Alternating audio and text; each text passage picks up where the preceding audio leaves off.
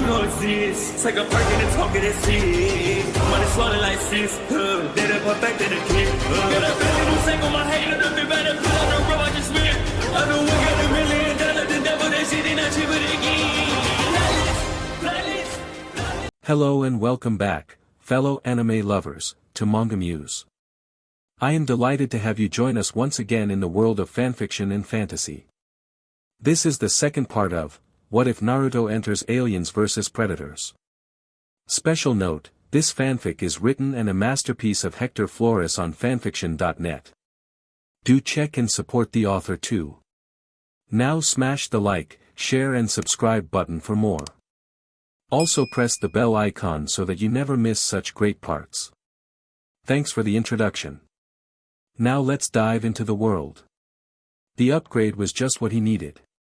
His cloak was now able to make his usual gear look like something that the woman considered normal. It even can help me charge the look of my face and hair color. I really should get mother a nice thank you gift.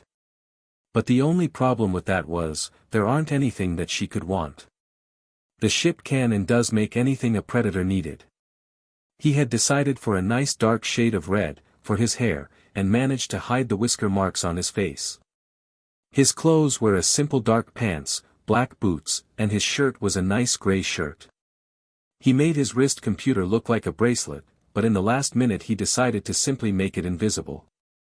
The bracelet would make people ask him questions. He was walking his way towards the Hokage's office when the secretary asked him who he was, and what business he had with the Hokage.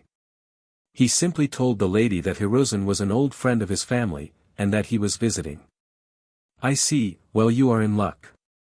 The Hokage is taking a break. Naruto asked if he was still reading those books. This made her look at him in shock. He told her that he was an old friend of his family. So of course he knew that he read Ika. Excuse me, young man, but who are you? Naruto looked rather pleased. It seems this will work out after all. If this can even deceive even you Hokage. He touched at his wrist and the usual look of his gear and person appeared. So you mastered the transformation jutsu?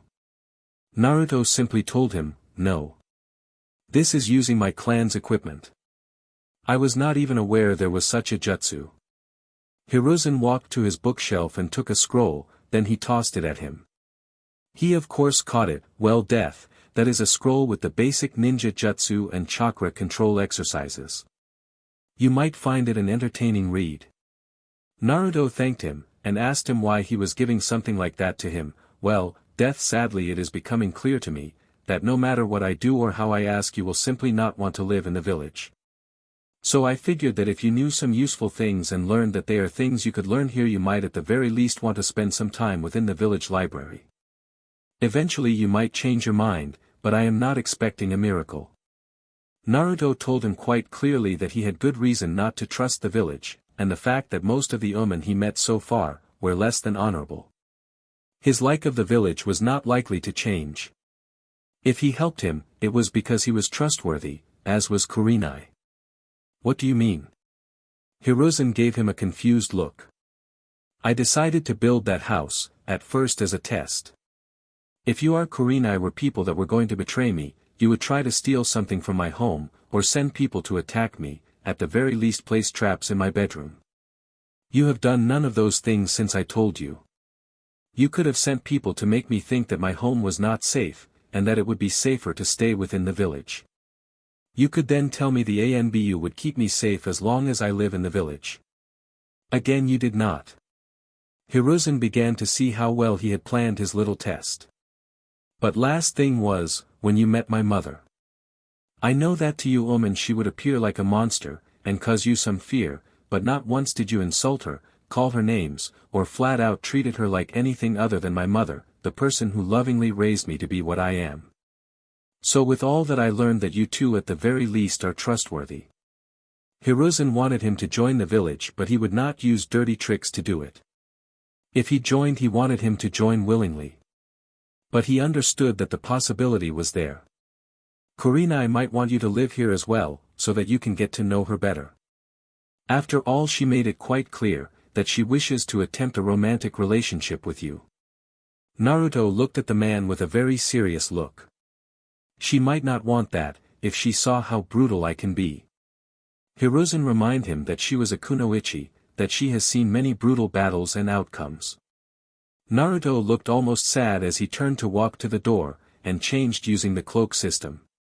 Even if I had to kill 500 innocent people to save a world from being infested by xenomorphs.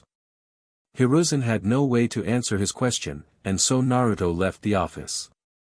The cruel math of combat, I never expected someone so young, to have to face such a thing. To save a world, 500 people would be a small price to pay, but there are some who would condemn him for doing it. I know I would not, I lived through so many wars, I would do the same. But he is worried that Kurenai might condemn him. I should talk with her. Hiruzen got up and put on his hat. He walked directly towards her home, and she had just finished making a pot of tea. As the Hokage knocked on her door, she opened it expecting Naruto, but instead of who she expected, it was the Hokage. Can I do something for you? Hokage. Yes, I need to ask you a private question, and the question might determine if you want to really have a relationship with death. This must be a pretty serious question. She welcomed him inside and offered him a cup of tea, which he was grateful to take. As they both sat down, and took their first sip of tea, how would you feel if someone had to kill 500 innocent people, to save everyone in the elemental nations? Hiruzen knew that it was not how Naruto had asked the question, but putting the question in familiar terms would cause less confusion. She took another sip, and began to think about her answer. After a few minutes she told him that it was a small price to pay. Sometimes you have to kill some, to save even more people. She was not a naive genin, who believed they can save everyone, and still had that blind faith. She knew life could be cruel like that. So why the question? Hiruzen now took another sip of his tea, and he looked at her almost in tears. Because death had to kill 500 innocent civilians, to save a world from being infested by xenomorphs. He told me that he did, and looked very sad. I think he is afraid that you might think of him a monster. She knew exactly what she had to do, and exactly what she needed to do. She excused herself and told the Hokage that she needed to do something, that she might later regret. So she walked with the Hokage out of her apartment and asked Hiruzen to wish her some good luck. What exactly are you going to do? As Kurenai walked a few feet away from her, she gave him an almost unmistakable look. Oh, nothing too much, just planning to tell that guy what I think of him, and if I am lucky, well I will get really lucky, and a few times more after that, and who knows. I might be off the market as it were. That was the look of a woman who was planning to sleep with a guy, and she was not taking a no for an answer. I do hope his clan taught him about BRTHCNTRL, but then again, if she becomes PRGN. No need to get ahead of myself. The Hokage did wish her good luck, but also a good night. Kurenai basically ran towards Naturo's home, and when she got there she knocked on his door by hitting it with her fist. Well, someone is either going to tell me half the forest is on fire or is in a real hurry. I hope the fire is not that bad. He opened the door and was grabbed by Kurenai. She proceeded to give him the hottest kiss he ever had in his entire life. She continued said kiss till she was dragging him inside the house, and kicked the door to close it. I don't mind receiving a kiss, from a appealing woman female, but what did I do to earn it? She leaned close to him, making sure he could feel her BRST pushing against his side. I just heard that one question you asked the Hokage. I was so touched that you worried about my opinion of you. I just had to come over and tell you what my answer would be. He tried to put some distance between them, but she was not going to let that happen. So what is your answer? Kurenai smiled and touched his chest, drawing little circles. My answer is simple. You saved a whole planet and you only killed 500 people to do it. That is simply amazing. I probably would have killed at least 1 million, just to be sure. I am not naive little girl Death. I know that sometimes you have to kill some to save even more. But that doesn't mean I was rather touched by your worrying about my answer. Kurenai began to run his hands towards his waist and pulled him really close to him. As they chest touched, she felt a nudge and smiled. "Is that a ninjato in your pants or are you that happy to see me?" Naruto told her that was not a weapon of any kind. She told him that she did not agree. She grabbed him and pulled him to what looked to be his bedroom. "I told you I like you, and by the way that felt you like me too. So why don't we stop wasting time and let me show you how much I like you? And you can show me too." Naruto was wondering what she meant, until he saw her take off all her clothes and jump onto his bed. "I have never, and I mean never done that in my entire life." Kurenai got into a really stuck pose. "Haven't been in bed naked? Or haven't made it before?" Naruto answered, "Both. Don't you worry about it, by the time I am really get into it, you will not want to ever go without me again and by the feeling of that thing." She pointed at his tool. "I will definitely want that a lot of times. So stop talking, and get me." Naruto was not sure why or how but he got undressed in a few seconds. His shadow clone appeared and took all his gear and equipment and placed it in a quantum storage device. Naruto kissed her lips, her neck and continued kissing her down the valley of her melons, and then up and touched them as she began to he ate his was doing until he was at the place that was rather wet, and kissed, touched and eaten, and fondled. The way things were going he was making her feel things, that no man ever made her feel before. Her breathing got harder, inside, and her got closer and more lustful as he continued. Kurenai had enough and decided that he should also be on the receiving end. She flipped him and she took time to admire the magnificent tool she was going to enjoy. A kiss, a fondle, a lick, and when she was getting really hot she placed it in her mouth, and began to try and make him feel at least half as good as she felt. After the pair had their first orgasm for the night, and she drank what she considered to be her new favorite drink. She smiled at him and decided to begin to ride him like a cowgirl. She was in the first time in her entire life, feeling complete. The feeling of joy and sheer pleasure kept getting better and better. The harder she rode him, the better it got. He on the other hand was feeling as much joy and pleasure but he wanted more, so he took hold of her melons and began massaging them. This made the whole thing get hotter, and faster and harder until they felt like they could go no higher, and in a single move she dismounted and his juices splashed her stomach. They were breathing hard, and in the afterglow that he had heard described so many times before, she looked so appealing, that no words could describe. He simply kissed her and she returned the kiss. But the kiss suddenly stopped and she whispered that it was time for round 2. All throughout the night they made love, and they enjoyed it more and more as they each found through it, what the other liked to feel, and how each liked to touched. "Do not leak in me, unless you are going to claim me as yours," that was what she told him as they rested between sessions. In the early morning as he finally took charge of what would be their last time to do it, for that day, he just plowed her with complete and total abandonment. He was really into it, and he did not care what happened or who would even come knocking. The world, the universe, all creation did not matter. It was only her and him making the most passionate love and wanting it to never stop. But the time finally to make his decision and he chose to leak hard and deep inside her. "I guess this means I am yours." Kurenai smiled and as he kissed her, "And I am yours too." So it was that as the sunlight bathed the house, the two fell asleep in each other's arms. When she finally began to awaken, she saw Naruto smiling at her. "So I guess this means, you finally get it. I love you, Death. I want to be with you more. I want to see where this relationship take us, but what do you want?" Naruto smiled and told her he wanted some breakfast, which caused her to hit him on his shoulder. "I want the same, but I will tell you this, even if I do love you, and do want to spend time with you, I will not be one of the people of Konoha. That place has never been my home, and it will never be. I will help your Hokage because he is honorable, and trustworthy, but if one of them becomes dishonorable, I will leave and I hope you and our family come with me." "What do you mean our family?" Kurenai was wondering about that. "You and our offspring, of course. You are my mate, and I am yours. But remember this, any male who tries to take my mate from me will die. I will not let that happen while I live." For some reason she felt like he was claiming ownership of her, but on the other she felt protected and cared for. I wouldn't worry about kids just yet, stud. I was in one of my safe days. I will have your kids, but first you must marry me. In the following month, Naruto and Kurenai decided to live together. The way they behaved was like a couple of newlyweds. Which of course made many women smile at seeing the once called Ice Queen of Konoha look so happy.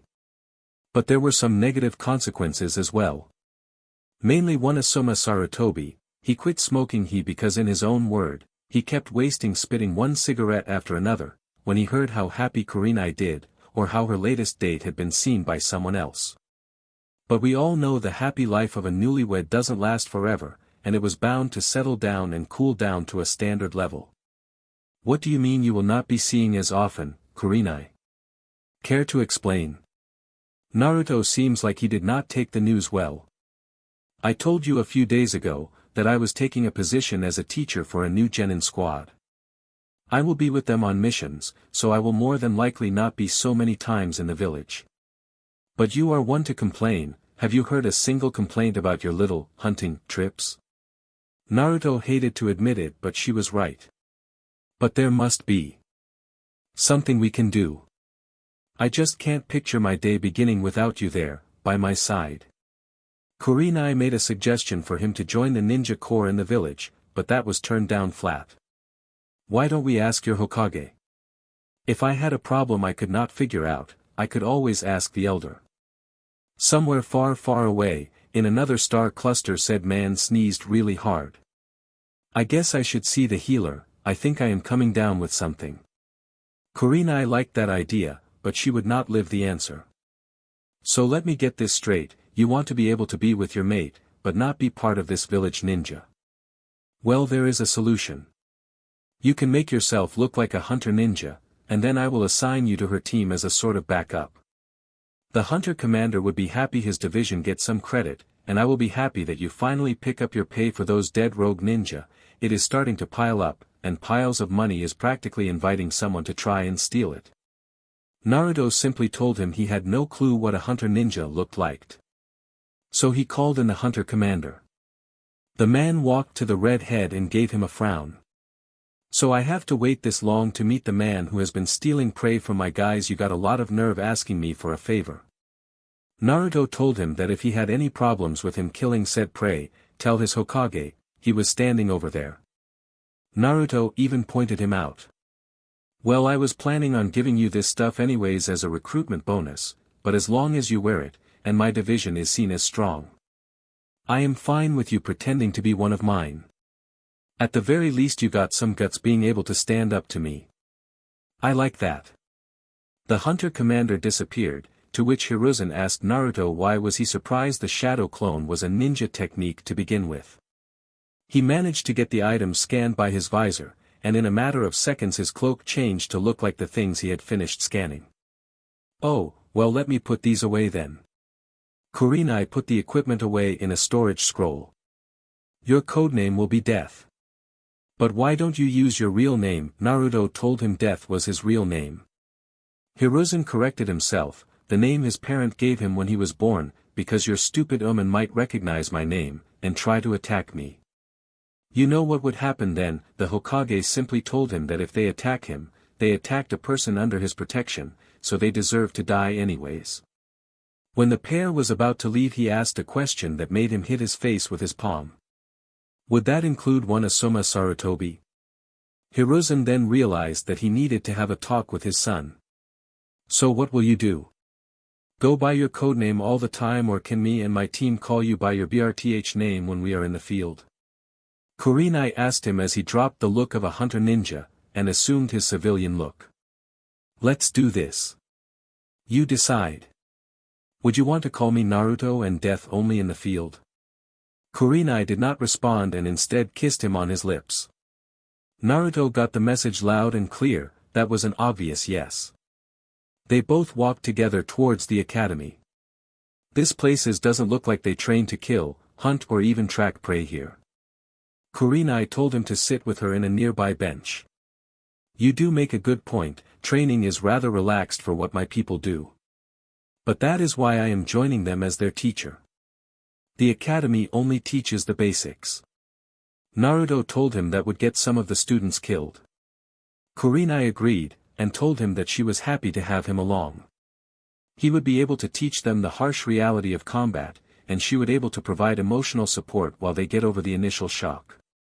Naruto looked at his smiling mate. Why do I get the feeling you had this whole thing planned? Kurenai laughed. Oh, I have a few other things planned, like the names for our kids, what I will wear for our wedding, and even a rather cruel little prank I will do on my team when we meet them. Naruto loved to have a mate that kept him on his toes.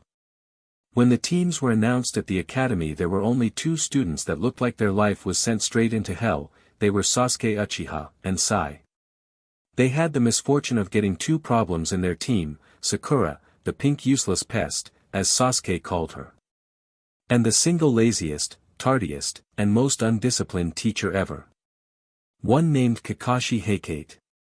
Kurenai told them to meet at a training field, and they were there on time.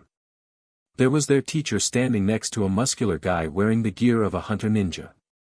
Okay, how about a little introduction? We will begin. I am Kurenai Yuhi. I like genjutsu, training, and my beloved mate. I dislike perverts and dishes that have BLD as an ingredient. My dream is to eventually settle down and have at least 3 kids with my mate. Kurenai looked at Naruto and was clear she wanted him to continue. My name is Death Star Blade. I like many things, I dislike just as many things as I like, and my dreams are no business of a pack of greenhorn omens. Kurenai walked over her mate and told him he should do it for real, or he was not going to get any in the entire year. Alright, I think my mate finished with his little joke. Naruto looked like he took off his mask. His flaming red hair and handsome face was making Hinata blush. My codename is Death, and you will use it out in the field. My name is Naruto Uzumaki. I like Kurenai, my clan's traditional cooking, training and hunting. I dislike weaklings, perverts, dishonorable people and traitors. My dream is to make my clan proud and to have at least 3 little girls with Kurenai over there. Kurenai was blushing as he mentioned the girls' part. So you ladies first, you're next. My name is Hinata Hyuga, I like my clan, and I dislike sexist people. My dream is to do away with the division in my clan. Shino was next. My name is Shino Aburame, I like bugs, I hate people that insult or kill bugs for no reason. My dream is to be the head of my clan. Kiba did not even wait to be told, my name is Kiba, this is Akamaru my partner. I like my clan and our ninja dogs. I dislike disloyal people, and people who hurt my partner. My dream is to get everyone to recognize my clan's strength and lead them to a happier future. Nice mate you got there, Death. I wish that I was a lucky. Naruto looked at the dog. Thanks to the translator function he understood everything Akamaru just said. Thanks, Akamaru. I am sure you will find a mate that is right for you. Akamaru looked surprised. Yes, Akamaru, I heard you loud and clear. So no rubbing on my mate's leg. Clear. Akamaru smiled, crystal clear. He looked at Shino and flat out asking him if his bugs would hurt Kurenai, and he said no. Alright, now for a little test. My mate is going to hide in the forest, you 3 have 30 minutes to find him. If you find him you pass, if you don't I will place you in a genjutsu of your worst nightmare, and you will go back to the academy for more training. Naruto decided to interrupt and tell Shino to get the bug off his back, or he was going to do it for him. Sorry, but my host told me to do it. Naruto looked at the bug and smiled, no problem. But be more sure of yourself, females have to be strong to lead. This surprised Shino. What is the matter? Shino looked at him with a dead serious expression. You know how to talk to insects.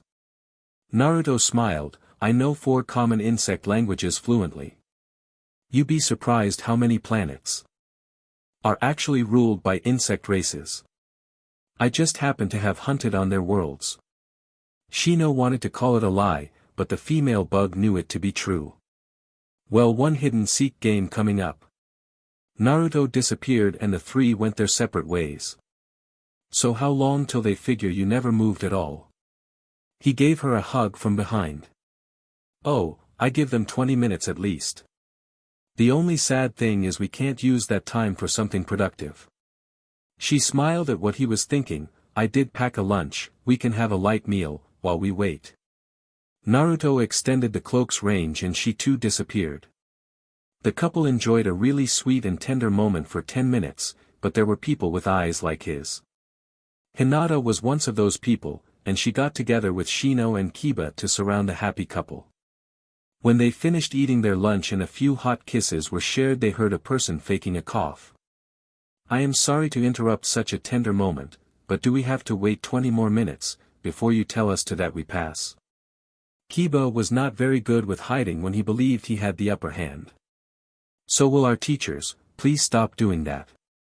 The entire area smells of your hormones, I could find you both with my eyes closed. Shino punched on the shoulder, what's it's true, and Hinata is getting an eye full. Look at her blush if you do not believe me. And my bugs smelled your food. Shino just had to say that. Naruto was kicking himself, so much for a quiet romantic lunch, well at the very least teamwork was not going to be a problem. Kurenai was having the same thought, teamwork was not going to be a problem, but she had to do something about how they interact with each other. Kiba needed to learn not to announce everything to their opponents, Hinata's shyness and Shino's inability to talk and interact with their teammates. With a small kai being whispered, he turned back his cloak to his hunter ninja disguise. He and Kurenai were seen sitting together under a tree. Well, at the very least you can work together, but why would we make her blush so much?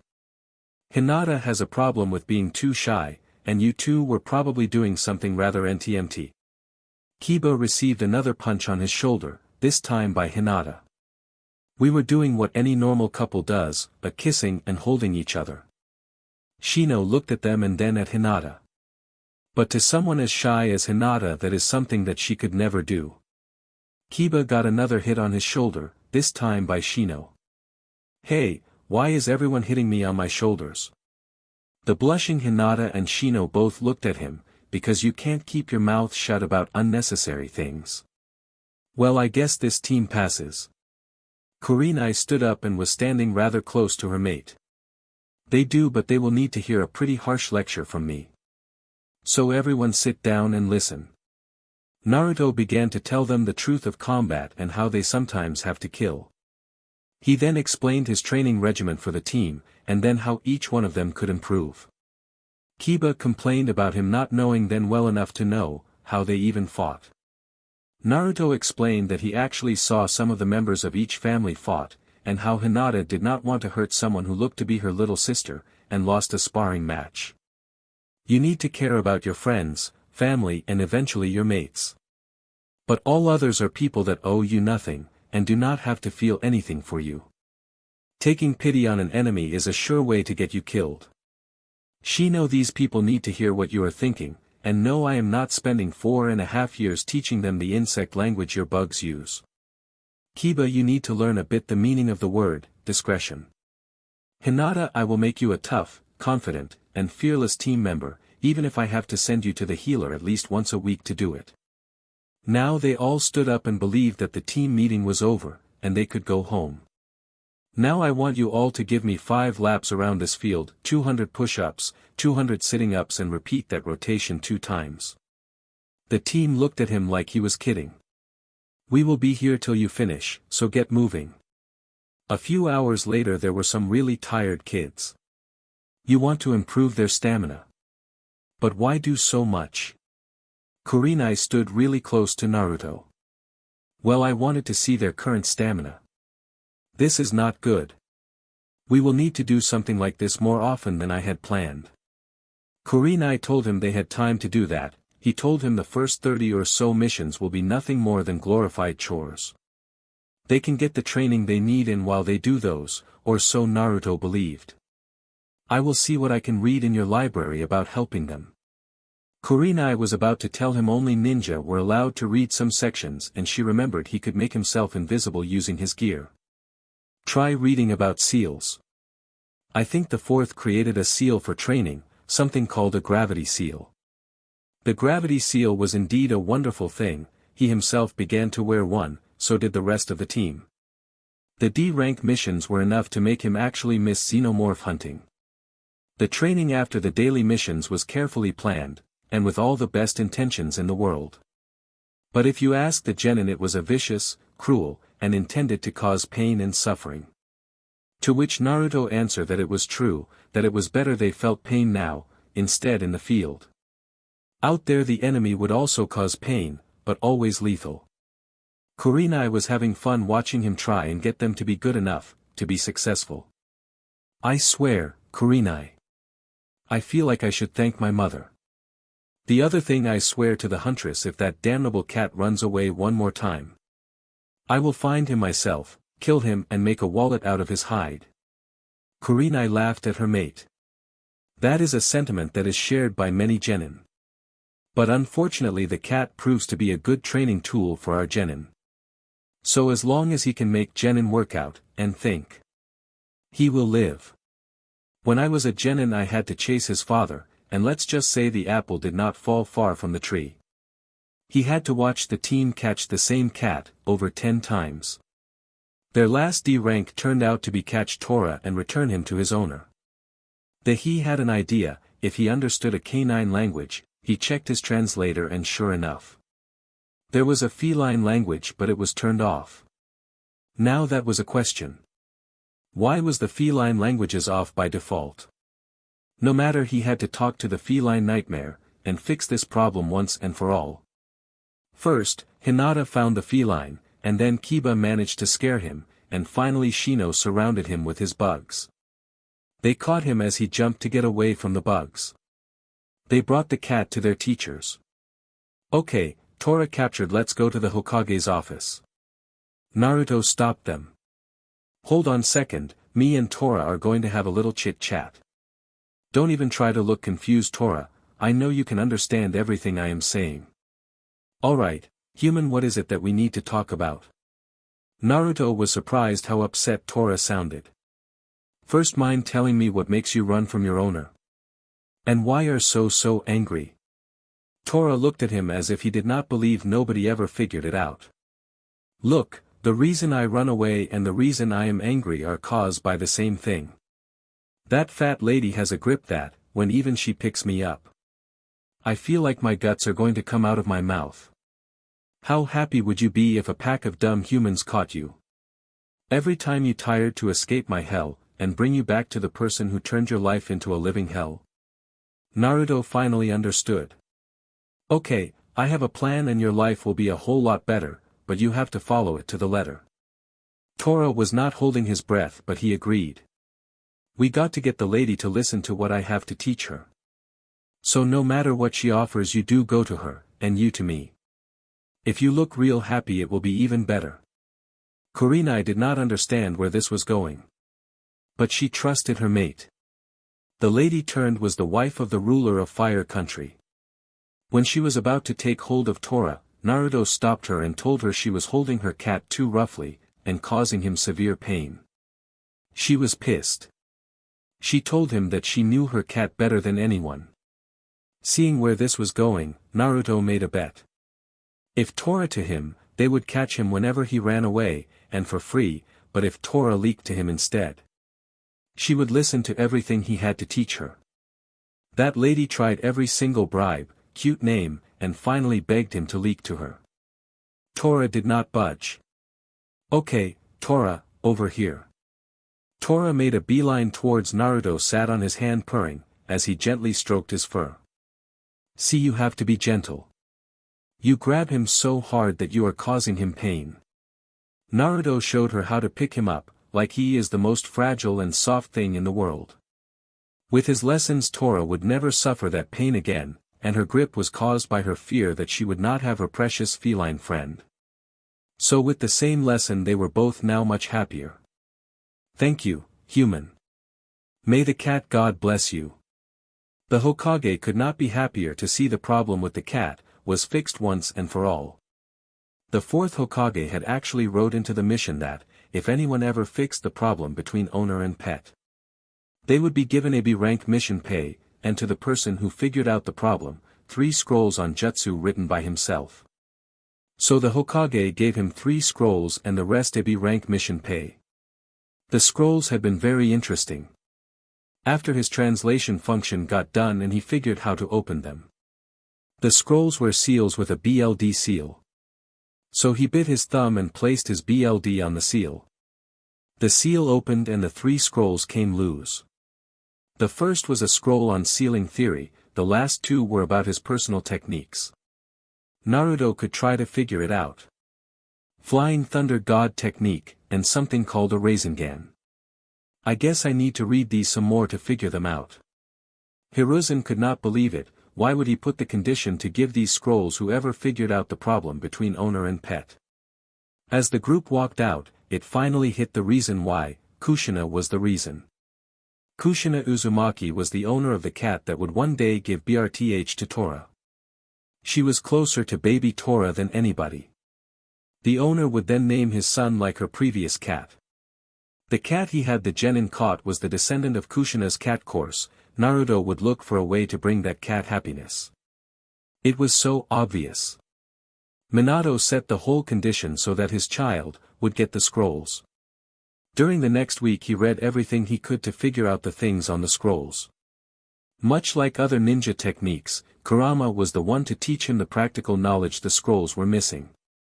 In 1 week he figured how to use the rasengan, which according to Kurama, was a pathetic attempt at making something called a tailed beast ball attack.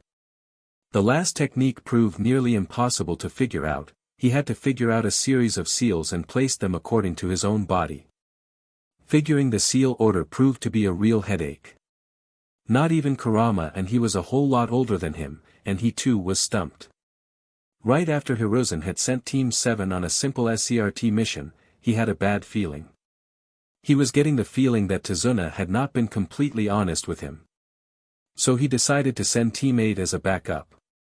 The training had definitely done as he had hoped.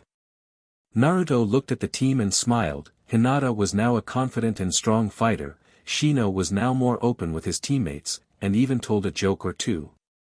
Kiba was more serious and reserved. The training had shown him he had to take things seriously or he would be dead. The gravity seal had been upgraded several times, and only Naruto had the highest level at level 5. Using his own eyes, and with hints and clues given to him by watching Hinata, he finally was able to activate his eyes. Thanks to that he saw that Team 7 were walking into a trap. There were 2 rogue ninja in that puddle. Good time as any to test that last technique. He took one of his own 3-prong kunai and pulled the handle. Then feeding it some chakra he threw it in the middle of the puddle. He finished a series of hand signs and he was gone in a flash. The technique made him appear in a flash and shocked both the rogue ninja at the same time. The kunai had actually landed and pinned the chain that connected the two, and when the technique was used, a lot of lightning chakra came pouring out, and the rogues were shocked. Kakashi was not able to get over the shock of seeing the technique of the man who had adopted him was known for. He turned around and saw the genin look almost as shocked as their teacher was. "Hey, wake up. Did the frighten you? Grow up, these chumps are next to nothing, compared to the thing that must lead them." Sakura fell on her peach, trembling like she had seen a ghost. Sai heard of the technique but to actually see it. He finally understood why Danzo wanted the scrolls so much. Sasuke was pissed. How dare he talk down to him? He was an Uchiha elite, no hunter ninja had the right to talk to him like that. Kakashi wanted to touch this person's mask, and remove it, to see if this was the person he used to call his father. Naruto took hold of his hand. "Let's keep your hands off me, shall we? Now why do you not tell us the truth, bridge builder? We have some time before the rest of Team 8 arrive." Tazuna tried to make excuses, to lie, and to outright play dumb. This was making Naruto more and more angry. From his back he took a hold of a weapon, the hilt of a sword. He pulled it out and was a sharp and long katana. Kakashi looked at the sheath and saw what looked like a storage scroll seal. "Now, I am sick and tired of your lies. If you do not want to die, tell me the truth, or your next lie will be your last." The killer intent leaking from him was making what they faced before seem like a joke. Kakashi tried to tell him that he could not kill him, he was their client. Naruto was quick to remind him that he was not his client. He was sent to ensure their safety as their backup. He had no problem in killing Tazuna if it meant keeping them safe. Tazuna was ready to PSS his pants, and so he had no choice but to tell the truth. My country is under the control of an evil man, named Gojo. To gain our freedom we must finish the bridge I am building, but my country has little to no money left. We don't have the money to pay for the appropriate mission fee. So we decided to lie, and get some sort of help, any sort of help. Sakura walked over to the man, and told him he did not care to have them all die because of his lie. Naruto looked at her and gave her a cold stare. Do you mean to tell me that you would not do the same? If the situation was reversed? Grow up, they live in a hell, and they will do anything to be free of it. Even if the Team 7 decided to leave, he would go ahead and help Tazuna. The creep Gojo seemed like as nasty as some of the xenomorphs he once killed. Killing his Gojo creep might be doing the world a favor, and I want to do that. What will you do? Kurenai and the rest of the team arrived as he asked the question. We will help Tazuna, but let me make myself clear, after the mission is done, and your country recovers. You will pay the right fee for the mission.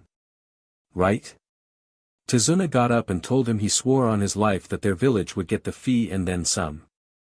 Not bad for a trial run. Naruto asked Kurenai. She kissed him on the lips. No, not bad at all.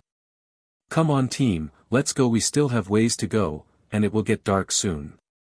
Kakashi asked Kurenai who the hunter was. His name is Death, and he was assigned as a special teacher for my team. His hunting technique and skills are a great help to a tracking team like us. And yes, before you ask, he is my lover, my mate and the love of my life. At night Kakashi could not withstand his curiosity any longer, and decided to ask the man a few questions. Naruto had as always the longest watch. His stamina allowed him to do that, and it was his way for the team to get a decent sleep.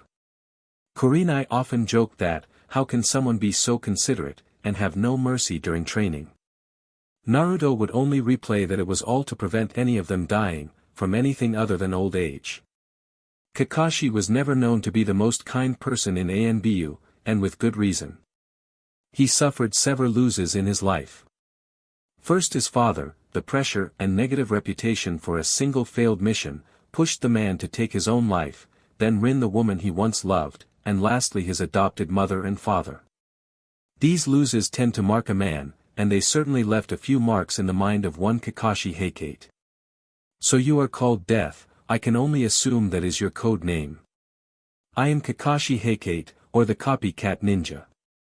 Would you mind if I asked you a few questions? Naruto looked at the man and motioned for him to sit next to him, as long as it doesn't endanger the camp, and you keep a civil tone. I don't mind. Kakashi did not waste time, and asked him where he was born. I was born in the worst place on planet Earth. My hometown was such a miserable place, I was very happy to be rescued and adopted by my clan. Kakashi then asked him what made the place so horrible. What do you call a place where an orphan is beaten, daily? What do you call a place where cruelty is accepted because of stupidity and misplaced anger? What do you call a place where the death of a child is celebrated as a holiday? Kakashi saw where this was going. Does this place have a name? Naruto looked at the man with a cold glare. The town is called Konoha by some, or the village hidden in the leaves by some others. Till I was 6 I called it hell. You must be mistaken, Konoha has never been cruel to orphans. Naruto laughed, but it was almost a sad laughter. My friend would disagree. Tell me something, Kakashi, have you ever heard what happened to the demon of Konoha? Kakashi looked at him with a glare of his own. He received his rightful punishment for attacking and killing so many of our villagers. Why do you ask? Naruto looked at the man. I knew that boy, he used to eat out of the same garbage bins I did when I was small. If Kakashi was shocked or even angry, he did a marvelous job of hiding it. So you left Konoha when you were 5 or 6, then what? Naruto looked at his surroundings. Found nothing worthwhile. Yes, I was 6 when the man I came to care for as my brother, rescued me from the hell that was my life.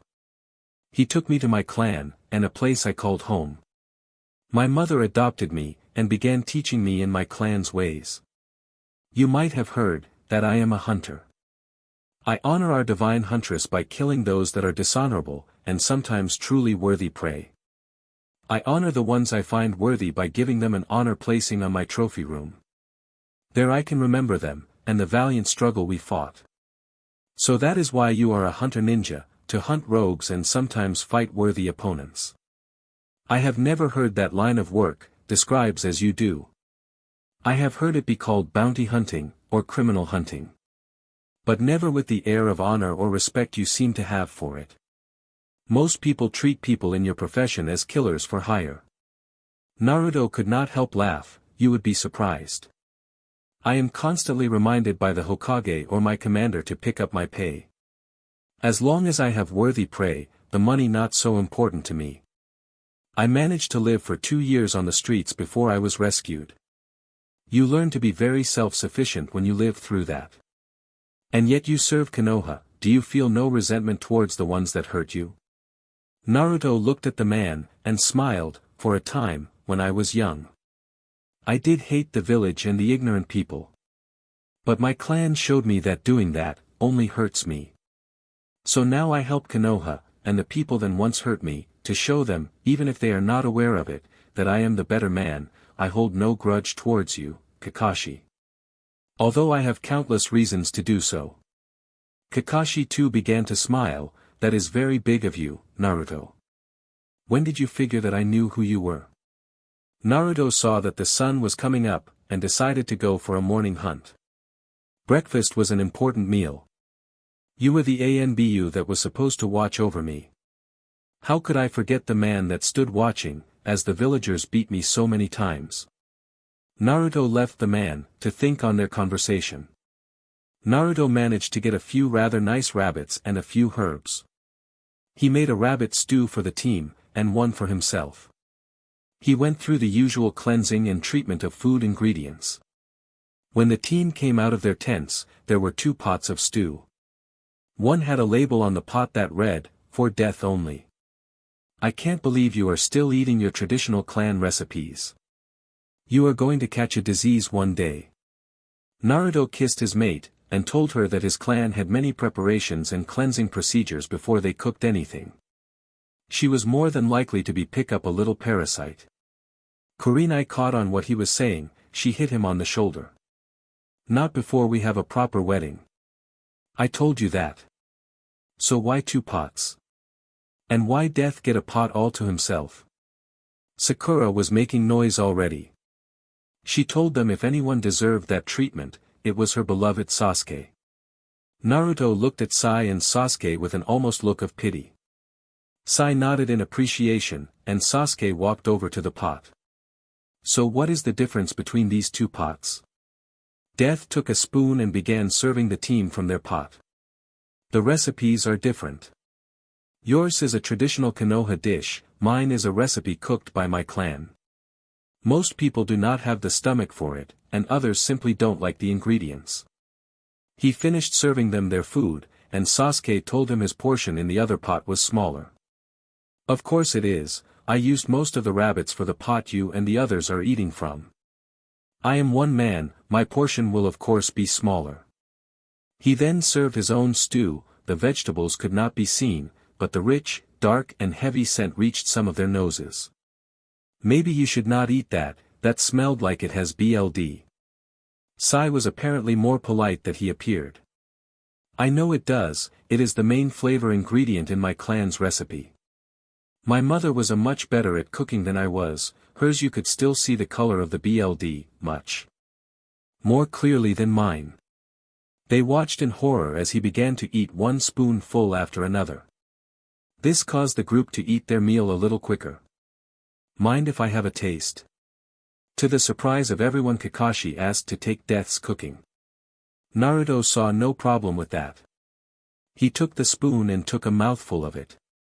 As he tasted it in his mouth and ate, he nodded his head. I see, the difference. Yours is thicker, and spicier, and almost less sweet. A kind of a little bitter. Not bad. Naruto told him he could serve himself a portion, there was one in the pot. Again in group's disbelief he did just that. So how do you deal with diseases? Naruto looked at him, and told him about the cleansing procedures his clan did.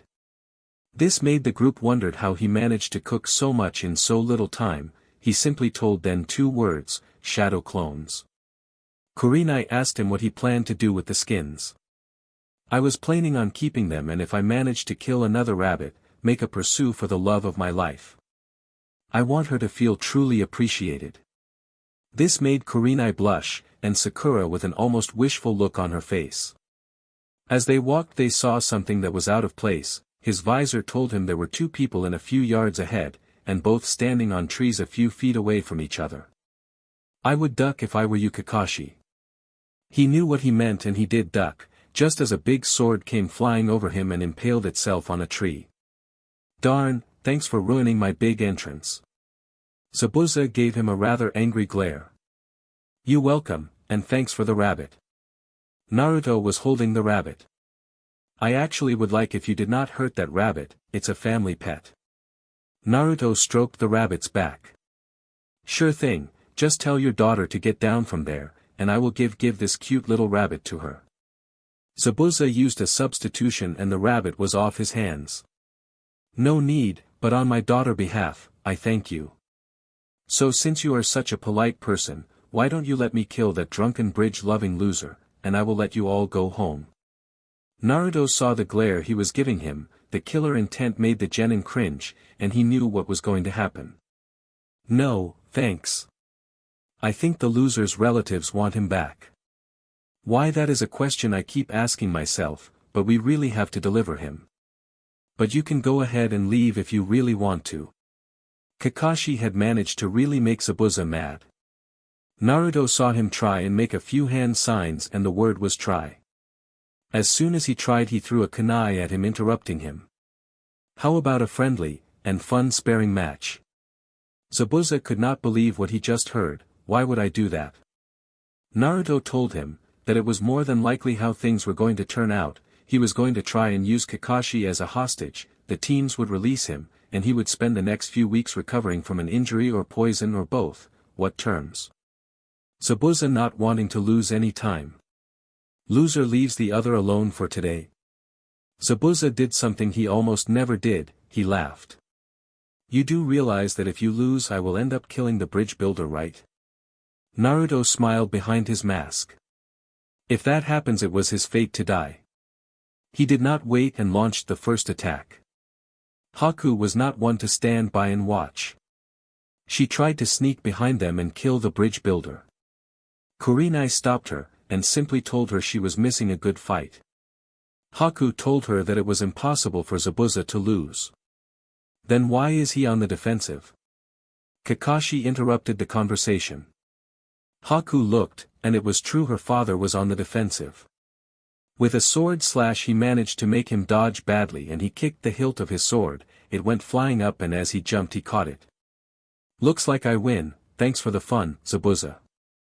Zabuza looked at him with as much killer intent as he could muster, and Naruto did not even seem to react at all. It's only fair to tell you I am going to try this again. My pride as a swordsman tell me I must defeat you. So who are you?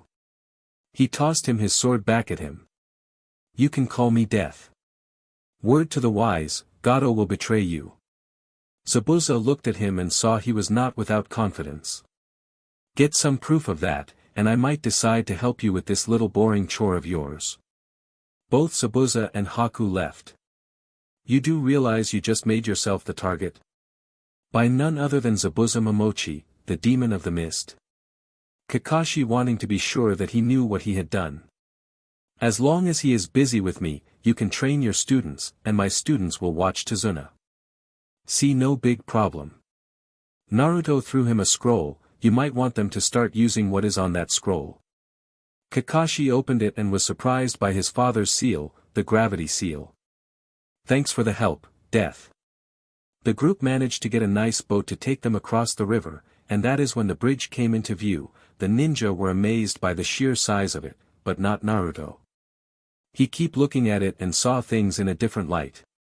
He constantly was thinking on where he would plan an ambush, or where the security would be weakest. When Tazuna asked him what his opinion on the bridge was, that is when the group was confused. Well, it's a nice enough of a bridge, but I do hope you have the pulley and tram system in your plans. Tazuna smiled, sure do.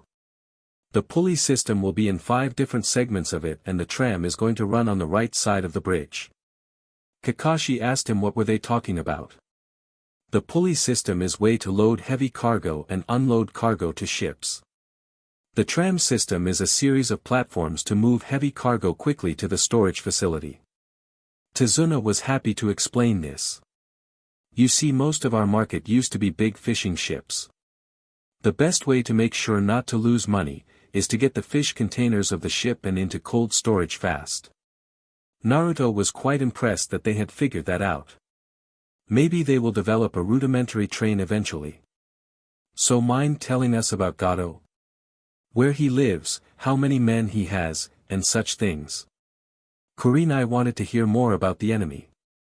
Well, he lives in the biggest house in my hometown. I have no clue on the men, but the rumor says about 500 or more. Now would you mind telling me what you plan to do, after we get to my home? Naruto took the initiative and told him the others would train, and make ready for anything. He would handle something he needed to do, but aside from that he would guard him, and if he could, he would even help him on the bridge. Kakashi just had to tell them that Zabuza was going to be eager to fight again, since he left without many injuries. As the group made it to Tazuna's house, the sun was setting, so as a thank you, how about I invite you to a home-cooked meal, before you go to sleep for the day. The group was happy to accept. Tazuna welcomed them to his home. It was a rather comfortable home, a lot of rooms, a nice dinner and kitchen. The bath had a very nice tub, that was heated by burning logs on the outside. This young lady is Tsunami, my daughter, for some reason I don't see her son. Tsunami, where is Inari? Tsunami greeted them and then he told her father that he had heard rumors, that Gojo was sending someone to kill him, so he spent the entire time sad, believing that his grandfather had been killed, just like her husband. Naruto could not stay quiet, and asked her if she needed some help in the kitchen. Tsunami of course welcomed any help, and this made Kurenai feel a bit jealous. Sakura began to tell them how amazing Sasuke usually was. That he would be a whole lot better than Death, especially at something like cooking. Kakashi just stared at her. Kurenai reminded her that said person had cooked them a very nice rabbit stew. The very rabbit stew that had her licking her plate and asking for seconds. This made Sai laugh, and Sakura to be quiet. When the others were talking about how long it would take to finish the bridge, Kurenai kept looking at the kitchen. Naruto was cutting the vegetables and slicing the meat. Tsunami handled the rest of the cooking. She wished that she and Naruto could do that, back in their home. But thanks to the training of the genin, and Naruto's hunting, she was tired at the end of the day, and he handled all cooking in their home. His mother had done a wonderful job, of making sure her son knew everything that he would need to survive. Naruto made a shadow clone while he did the prep work, and that clone had finished setting the table. When the food finished cooking, he helped her carry it to the table. Thank you, for all your help. Naruto told her no problem. She then did something that they had not expected. She told him his mate was luckier than most, to have someone that helpful would make her marriage a lot easier. Kurenai could not believe it. She demanded to know what her mate had told her. Nothing much, just that he had the smartest, most appealing, kind, caring mate that he could ever dream. He just told me how well you two get along. This made Kurenai calm down and go into a deep blush. Tazuna, mind telling me why your house has so many rooms? Sakura asked her, because this was the office building for my business, before Gojo basically destroyed it. He also pretty much destroyed my family's home. Naruto realized that this situation was not something new, it was a long time since they suffered under this crook. So bridge builder is just a side of your business. Makes sense. Naruto looked at the man and for some reason he had a little more respect for the man. That's right. I was a contractor, I built everything from homes to business buildings. My last masterpiece was the fishing docks. Until Gojo took them over. During the meal they all introduced themselves. She was surprised by the name of the one that helped her. Why are you named Death? Tsunami could not stop wondering. Because my clan always accuses me of being a little excessive. The elder even said, "Ye shall bear the name, Death, for you do not leave enemies live long." Honestly, the way he sounded, he made me sound like a one-man genocidal fiend. This made everyone laugh. Maybe if you took it easier on your prey, you would not get such a harsh name. Kurenai told him as they began laughing. Well, I can't do that, it would be disrespectful for me not to try my best. Kakashi began to wonder how tough was Zabuza, if Naruto was doing his best. He was also kicking himself for not training his team, like Kurenai and Naruto had done. There was a feeling of true teamwork in their team, they helped each other, and expecting nothing in return. Unlike Sasuke, who expected to be praised for simply breathing, Sai would never volunteer to anything, and Sakura was too focused on Sasuke to care about the rest of the team. He had planned to teach them the tree walking exercise, as soon as he got them to simply act like a team, but now he had no choice. He had to teach it to them, or they would end up dead. Well, you guys go off to sleep, I will take care of the dishes. Naruto and two clones picked up all the dishes. Wait, I can do that, you are a guest in my father's home. Naruto would not hear of it. He simply went to the task of washing the dishes, while one clone dried them, and the other placed them in their rightful place. Take it as a thank you, once my mate ready to do something, there is nothing that can stop him. The two women would share a room, and so Tsunami had someone to chat with. Kakashi slept in the same room as Sakura, to make sure to keep her from trying to sleep with Sasuke. Sai and Sasuke shared the same room, much to the dismay of Sai. Sasuke snored like a grizzly with a bad cold. Naruto was then forced to sleep in the same room as Tazuna, something about keeping an eye on him. He understood the reason, someone could try to kill him at night. But he put one condition. That was no drinking while he was sharing the same room. When you lose the love of your life, see if you don't drink too. Tazuna told him as they walked towards the room they would share. Excuses, excuses. If someone killed my mate, I would be too busy killing every single member of their family to even have time to drink. The next morning the people found Naruto cooking, and it was smelling like it was something that would taste great. Morning, people. Hope you like eggs for breakfast. They looked at him and they all smiled, well, almost everyone. Sasuke and Kakashi didn't. Sai simply told them, they were not what you call morning people. Just as everyone was enjoying the nice breakfast, Naruto heard the sound of a door slamming, and someone running downstairs. The small kid had the unmistakable signs of tears on his face. He was short of breath from his little run. He did not even greet the people on the table, he opened with what he one day regret ever saying. You people are morons. You won't defeat Gojo. He is invincible.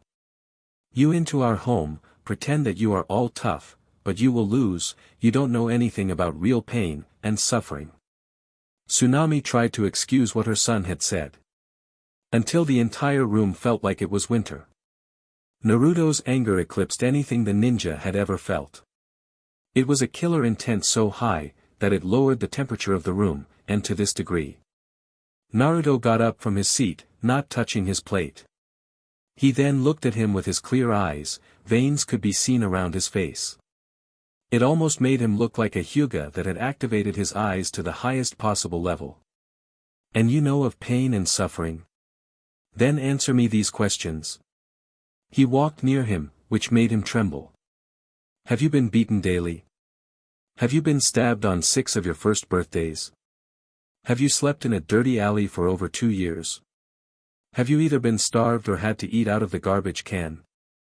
Have you been told in a hospital that they don't treat things like you, when you were really sick? Well, have you?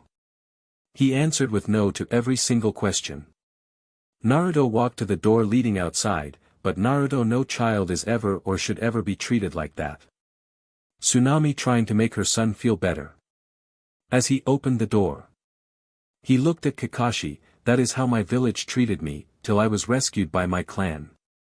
Naruto left the house, and decided to go and train to blow off some steam.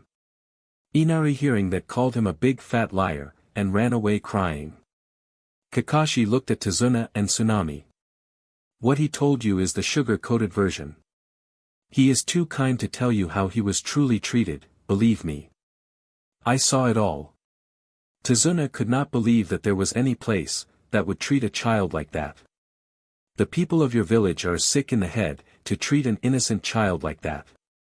Kurenai decided to participate, which is why he doesn't live in the village. We live in a house a few miles away from it in fact. His name is Death, because his clan named him thus, but he was born Naruto Uzumaki. I was assigned to be his guard, when I was in ANBU. I was so stupid, I blamed him for the death of my adoptive family, not knowing he was supposed to be my brother. I watched him suffer everything he mentioned and more, and did nothing to stop it. I was so blind by my need for revenge, that I did not know I was hurting my brother. I only found out that he was my brother, when he used one of our father's techniques. But to this day, the village thinks of him dead, and they actually have a holiday for the day he supposedly died. Now I am so ashamed of myself, that I don't even know how to apologize to my brother. Kakashi was almost in tears as he finished, but why treat him like that at all? Tazuna could not understand. He is a Jinchuriki. He contains the most powerful of the tailed beasts, and the one who killed so many of our people, including his own parents. Jinchuriki are not always treated as people, they are most times feared, hated, or because of envy treated rather horribly. Kurenai answered Tazuna, but she knew that was not even close to describe the pain her mate had endured. Now if you will excuse me, I need to be with my mate. Kurenai walked out of the house and went to look for Naruto. Kiba, Shino, and Hinata realized something. This is why he is training us like he is. He doesn't want us to suffer, even a fraction of what he has endured. Sakura could not care less, she needed to tell her mother, that the supposed demon BRT was still alive. Sasuke began to see that his life was heaven, by comparison, and Sai understood him better than anyone present. Now before I go, I should tell you that revealing anything of this is punishable by death. It is a S-rank secret after all. Tazuna and Tsunami swore to take the secret to their graves, and so did all the genin present, except Sakura. She demanded that he should die, that the demon BRT should die. Sasuke slapped her across the face so hard that people could see his palm on her face. If you ever say that again, I swear I will kill you myself. Naruto was beating a tree into timber. Kurenai saw that and walked towards him. He was making some rather weird noises from her perspective, so she had to see if he was alright. Death, no one blames you for what you said. But you have to understand, not everyone is as strong as you. He probably believes that he was saving our lives, by warning us. Naruto looked at Kurenai. That does not excuse the manner in which I behaved. Kurenai, that child is weak, because he spent too much time feeling sorry for himself. If he did something productive, work out at the very least, he would be much stronger. Kurenai walked over to her mate, and hugged him. You will never consider that maybe he did not have the same guidance you did. Naruto looked almost like he was in deep thought. Kurenai, my mother was the only one who taught me anything. He has a mother. If Void saw me act like that, well, let's just say, I would have been healing a few broken bones from her beating. My clan does not stand for weakness or pathetic excuses. You do something wrong, you admit it and face the consequences. Kurenai wondered why he loved his clan so much, they seem like a rather harsh and cruel bunch, so she asked him. Life on the home world is never easy or safe. Children who are weak die young. You might think my mother cruel, but she simply does not want her child to die. You have never been to a funeral of a child, and seen how his mother suffered. They often end up committing suicide because they cannot live with the shame of failing their child. My clan is not cruel, Kurenai. Life can be cruel enough, there is no need for them to be cruel. Kurenai could now understand what he was talking about. So you did that because you tried to save the boy. Naruto looked at the house. Yes, if he goes on like he is, he will lose something that he will always miss. He needs to wake up and be strong, or these thugs that Gojo has might end up killing his family. Kurenai saw the teaching of his mother. But what was those weird noises you were making? Naruto smiled at her. Traditional clan prayers for the safety of others. We are hunter, Kurenai, but that does not mean we lack in faith. This made her feel a little better and asked him to sit with her, so she could tell him a little more about his clan's religion and more importantly their wedding practices. Naruto was happy to share with her the faith of the divine huntress, and the rules of said faith, but not as happy to tell her that there really was no formal marriage ceremony in his clan. As long as the male and female agreed to consider each other's mates, they were mates, and that was it. Their culture was very practical like that. Kurenai wanted to complain about not being romantic, and he just told her, they show romance with a lifelong dedication to each other, and so there was no need for a wedding, for each time they managed to spend together was a new honeymoon. This confused her, and he told her that they spend most of their time hunting, and that meant being apart for long periods of time. So who was the mate of his mother? That was an obvious question. He looked sad as if the loss of someone close. My father was the son of the elder, and father to both me and Wolf. By what we've been told, he crash-landed on a space station. When he awoke he was in a xenomorph egg chamber. When the face hugger was done with him, he did the only thing he could, he killed the queen and activated his self-destruct charge. He blew the entire station to pieces, to ensure that the xenomorph inside himself would harm no one. Kurenai asked if the thing could be removed. Naruto told her that his ship was too badly damaged to provide the care he needed. Kurenai understood why he called Wolf his brother. But that made her question who was the mother of Wolf. I mean, Void was unable to have children, as far as she told him. Void was my father's second wife, as his first died on a hunt. Right here on the sacred hunting grounds no less. If she died here, and there was an explosion afterworld, where would she have died? Naruto told him in a desert nearby. A desert, the desert where Sunagakure is. Then the reason the desert grew in the past was that his father's first wife died there. The other question was why did he remarry? Naruto's answer was that his mother didn't give him much of a choice, join me as my mate, or die. I think I told you my mother is very strong. Dad was happy when I joined the family and even more so when I became a full-fledged hunter in the clan. Naruto was really liking how she was hold him, until she reminded him that they were on a mission, and that kind of fun had to wait for home. He hated to admit it, but she was right, so he kissed her and told her to have dinner with the others. He was going to go hunting. Invisible, he tracked the short, fat man from the description. Gojo had no clue as he opened his safe, and Naruto recorded the combination. As soon as night was at its darkest, he first pulled one of the guards by the throat up towards him on the ceiling. The rope was one that with enough weight gravity would kill the person, by cutting his head off. His partner came to find his friend dead, and was held by an electric wire net. Naruto finished him off by punching him in the back and reaping his head off by pulling on his spine.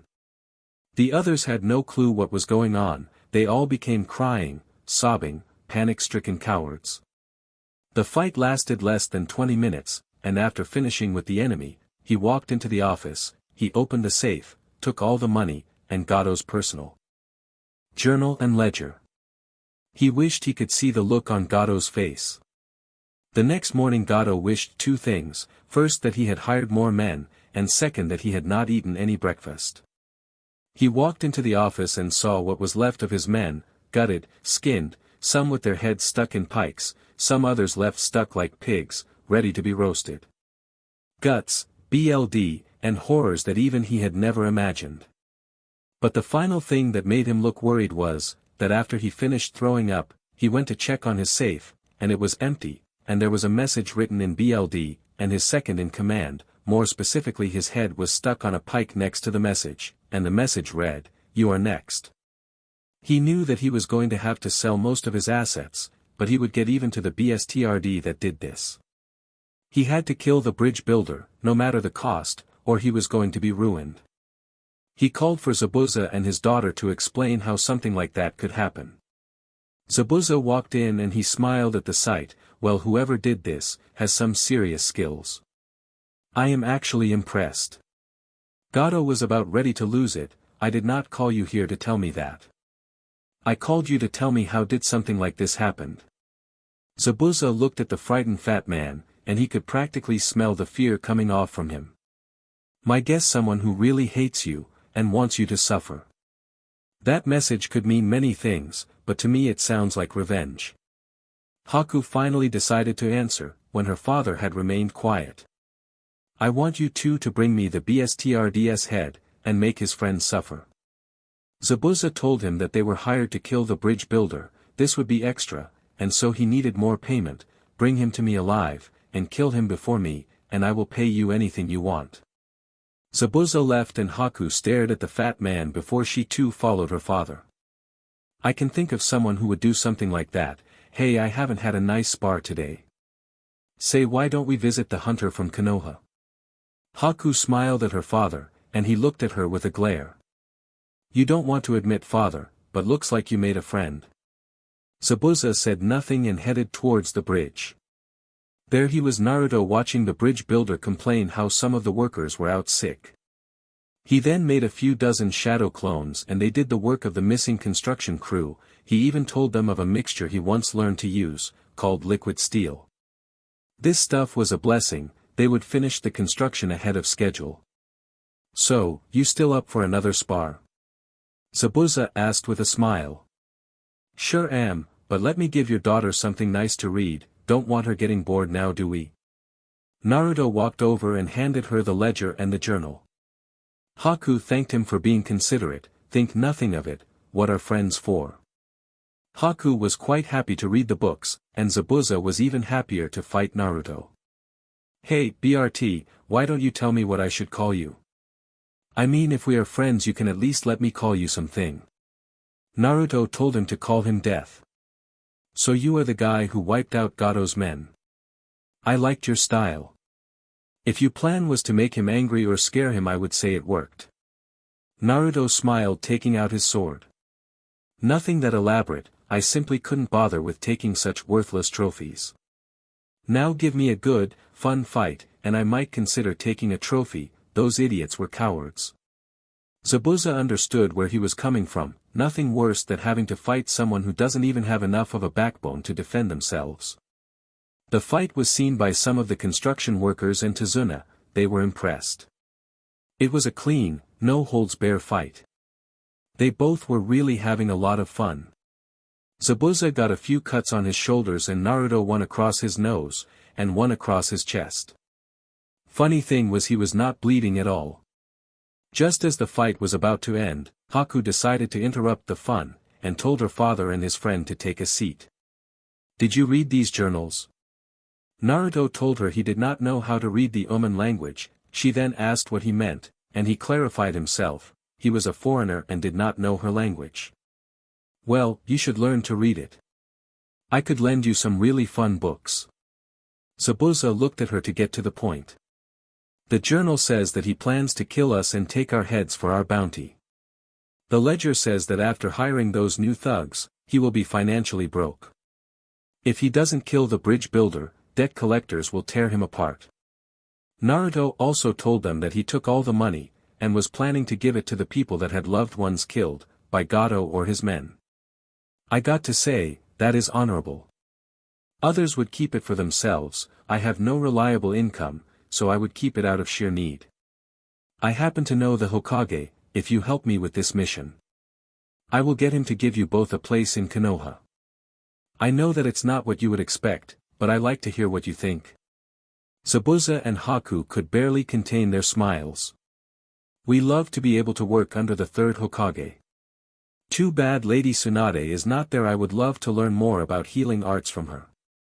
Naruto smiled and told them the plan, and it was going to be a lot of fun for him, and Zabuza. I think she will eventually come around. you can't never count out the possibility that the village sends for her. By the night he walked towards Tazuna's house, all the while chatting with Tazuna about ideas about building materials and methods. Tazuna was happy to be able to talk shop with someone who clearly knew a lot more than he looked. He nearly choked when he told him of the various ways to make steel more flexible and durable. He even gave him an idea on how to use the water current to power the cargo lifts, making them able to lift a whole lot more cargo. He had pushed their possible income projections, like he had never believed before.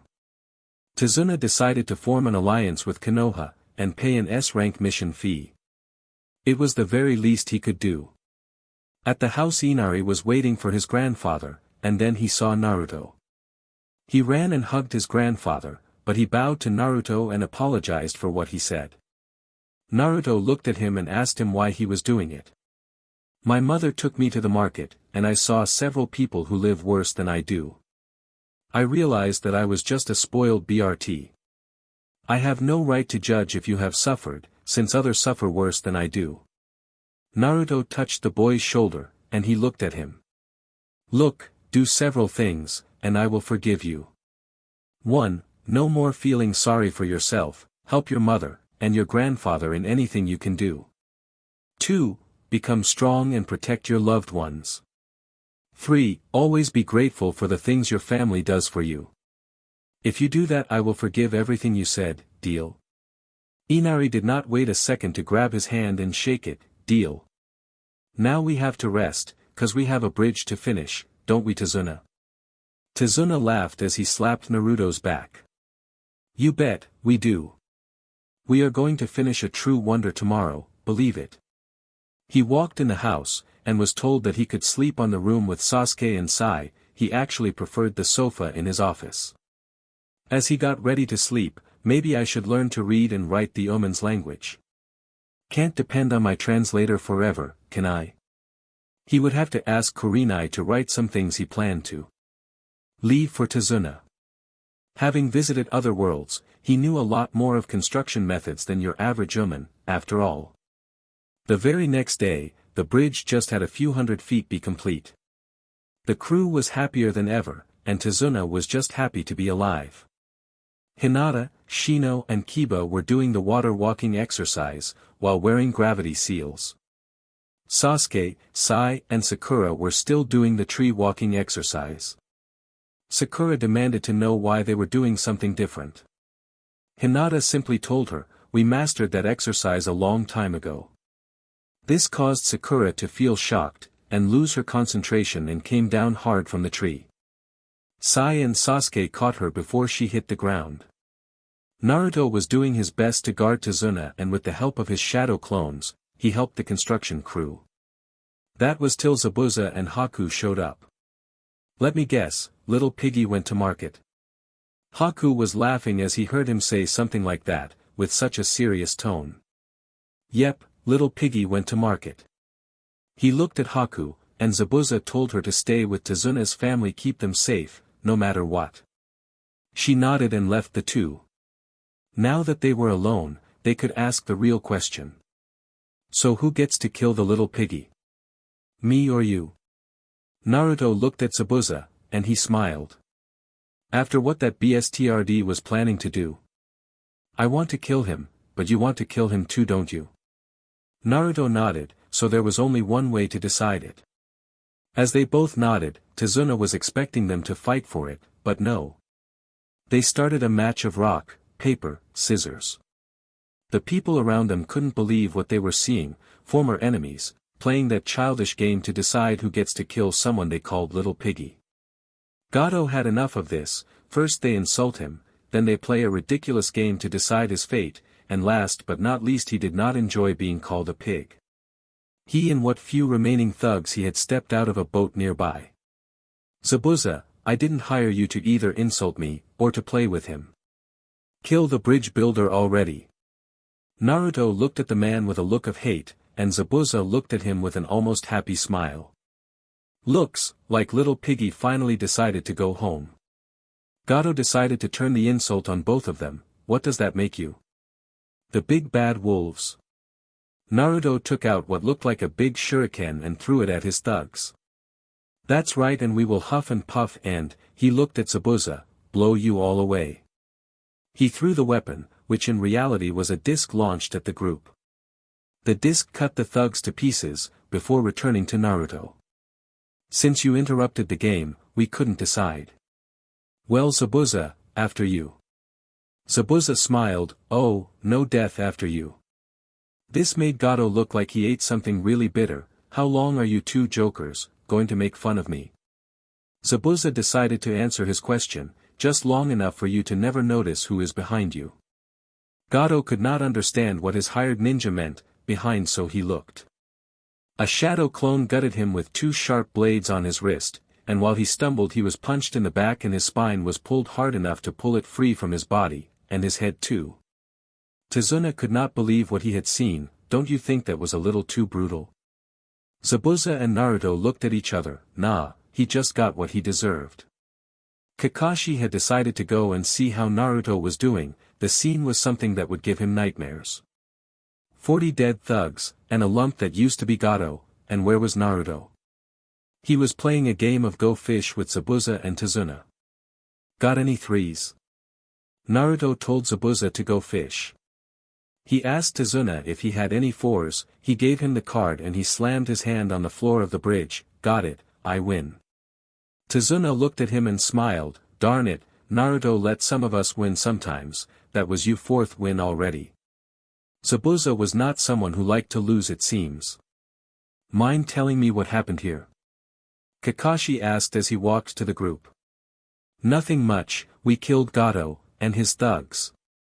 Naruto then threw a bag at him, which he caught it and made the mistake of opening it. It was the skull of Gojo, complete with spine, eyes and tongue still in place. What the hell is this? Zabuza smiled at him. That is your souvenir. I sure as hell don't want it, and death here has no use for it. So how about we go meet the kids, and tell them the field trip is over? Their parents must be worried sick. Kakashi could not believe what he was telling him. Since when do you know any about parenting? Naruto looked at him, and looked at him with an ice-cold glare, since he is one. Let's go, you want to see how Haku is doing, right? Zabuza nodded. Right. They both left followed by Kakashi. As they reached home, they saw something pretty funny. In front of the house were 2 big blocks of ice, with 4 thugs frozen inside. Well, I guess I was right, he planned to sell Tsunami and kill Inari. Haku went to her father and hugged him. He sure did. Me and Kurenai took care of them after Inari stood up to the thugs. The kids got some guts telling off the thugs like that, after he dumped a bucket of water on them. I did as I promised, I helped my family, and protected my loved ones. Naruto decided to play a little with Inari. Who are you? Inari told him he was the son of Tsunami, and grandson of Tazuna. No, that can't be right, the Inari I knew was a spoiled, weak cry-baby. Kurenai was not liking where this was headed. But now I meet a young man, willing to protect all he loves, and aid them as well. So I am asking you, who are you? Inari got the message. I am the defender of my home, and loved ones, you may call me Inari. Naruto took hold of his hand, and they shook hands. It is very nice to meet you, Inari. I am called Death. Keep getting strong, no matter how many times you fall. Keep helping and protecting your home and loved one. For they are your most precious treasure. Inari hugged Naruto as he was getting ready to leave the town. He rubbed his back, and said with a smile on his face, or what little they could see behind his mask. Till we meet again, my friends. Good weather, kind harvest, and may the huntress always see to your safety. As Naruto left, Kurenai asked him, if that was also a prayer of his clan. He smiled, I told you, my people may be hunters, but we are a very spiritual people. Hinata asked him to teach her more about his clan, and then he decided to make it an even trade. He would teach her some of their hand-to-hand techniques, and she would teach him how to use his eyes more efficiently. They agreed, and little did they know that they would be the best of friends. Kurenai, I have a favor to ask of you. Kurenai took hold of his arm, and pulled him closer. As he was near she kissed him on his lips. I have a favor to ask too. Naruto smiled, and told her to name it. Let me teach you our language and customs. I want you to feel more of a part of this world. Naruto began to laugh, she was not sure the reason. Funny, that is the favor I was going to ask you. The trip was relatively safe, there was a few bandits that should have known better. Zabuza Momochi was with them for crying out loud. He and Naruto would spar at every camp they rested at. Haku got a chance to show off her cooking skills, and Sasuke was looking at her with a little interest, so was Kiba for that matter. Sakura was not having a pleasant time. She was still debating whether or not to tell her mother that the demon BRT was alive. If she did she could kiss making Sasuke hers goodbye, if she did not, Sasuke would see her a loyal person.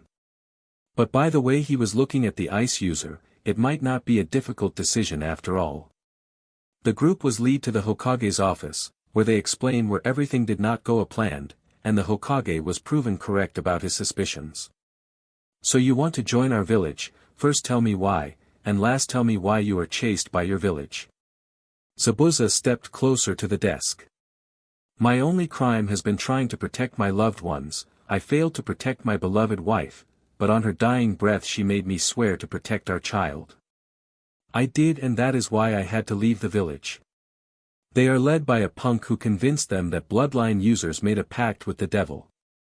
How could I stay and watch my only child be killed? I met your hunter, named Death, and I had fully intended to kill him, but something about him made me make a deal with him. He fulfilled that deal, by showing me what Gato planned to do to us. Now I want my daughter to have a home once again. If you promise me that you will provide my child with a home, I would even let you kill me. Hiruzen began to see that this man was indeed a man of honor. He could use this to make allies with another village, but a village that kills just because of a dumb rumor was not something he was willing to consider his ally. He instead welcomed them into the village, and promised to provide them with a position, and pay to be able to make a new home. He dismissed everyone except Naruto. So Death, you found us two excellent ninja to join our village, why? Naruto looked at the Hokage, did not say a word. Why did you advise them to join our village, when you would never do it yourself? Naruto looked at him, and sat down on the chair. They are ninja, your people. Where else could they live an honorable life? Hiruzen did not like to beat around the bush. Then why don't you join us? Naruto stood up and began to walk towards the door. As he opened the door, he looked back at the Hokage. Because I am not one of your people, I don't think this village will ever consider me one. That point was driven into me quite clearly, when a man stabbed me in the back when I was 4. Naruto vanished, and Hiruzen for the first time in his life, wanted to scream obscenities at the very people he always tried to protect. If Minato knew how the village would treat his son, I don't think he would have saved it. He would have taken his wounded wife and son, and gone to save them instead. I know I would. Naruto walked home with the cloak fully activated. As he reached his home, he used the disguise as he entered his home. He saw the one person he did not want to see so soon. Kakashi was seated and drinking tea at their kitchen table. Honestly, Kurenai, I want to make better between myself and my little brother. But I have no clue how. Kurenai took a sip from her cup. How do you make things better with a brother you watched be treated worse than garbage, and did nothing to stop it? Kakashi was looking down at his cup, and in deep thought, so he never even saw Naruto enter the room. Kurenai was about to greet him, when he placed a finger on his lips. The message was loud and clear. I have no clues, no ideas, I was foolish, and I know it. But if I knew then, what I know now, I would have kept him safe. Kakashi felt a hand on his back, then he heard the words of Naruto, would you really do that? I however believe that if you knew, then you would have tried to kill me, instead of watching the villagers try to do it. You would do it, because you would believe that I deserved to be killed, for killing our father. Kakashi wanted to tell him that was not true, but deep down he knew that was a possibility. why don't you come and live in the village? Naruto walked over to his mate, and kissed her. Because this village was never my home. Who can live in a place, where everyone in it wished for your death? Naruto sat down in a chair next to his mate. This place made it quite clear that I was not welcomed. They beat, staved, burned, and even raped a small child. The only one who did anything for me, was the one everyone hated me for having inside myself. I have a clan, and I have a mate, that is all I will ever need. They don't want me, so let them be happy thinking that they managed to kill me. Little did he know that was no longer possible. Sakura had asked Sasuke out on a date, and he flat out refused her. She then asked if he was interested in Zabuza's daughter. He said, yes he was. She was strong, skilled, and loyal, she was exactly what he wanted to revive his clan with. Sakura walked directly towards home, and told her mother the one thing, that she would wish she had never said. She told her mother that the demon BRT was alive, and how to find him. This angered her mother, and she went to meet with the others that hated the BRT. They formed a mob to finally kill the demon BRT. Kakashi was surprised when a stick of dynamite was thrown into the house through a window. Kurenai, Kakashi, and Naruto barely jumped out of the opposite window. This is an attack, and I warned your Hokage what would happen if they did this. Kakashi, I would tell your gravedigger that he is going to be busy for a while. Kurenai tried to tell him not to, but she knew her mate would not let this stand. He appeared in front of the group. His visor calculated there were 60 people, all armed, and some carrying explosives and torches. There he is, the demon BRT, he escaped his fate last time, but tonight he dies, and the fourth Hokage will be avenged at long last. He could see the rage and complete stupidity of the pink-haired woman. The villagers must believe that he would simply take whatever they were planning to send his way without making a move to defend himself, but that child was gone. Death had no mercy for his enemies. Hiruzen knew that something was wrong, and using his crystal ball, he watched. Naruto began to target them with his visor, and with rapid fire from his plasma cannon, he began to kill them, one at a time. When they saw that, they could not believe it, where there was a fellow villager, a smoking corpse was in its place. They knew that the demon BRT was no longer going to be defenseless. They tried to run, to throw the dynamite at random places.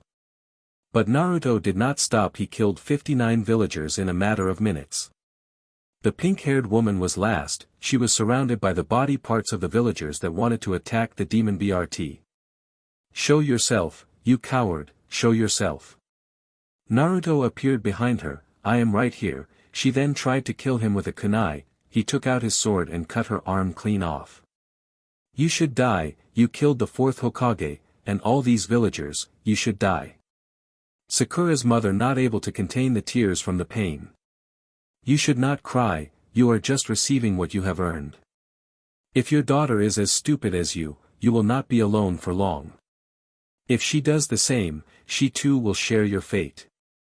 Sakura's mother tried to beg him to forgive her, but he would not listen. As Hiruzen showed up, he used his own sword to cut the woman's head off, and a fire jutsu to burn the remains to ash. I told you, that this place would never welcome me as one of their own.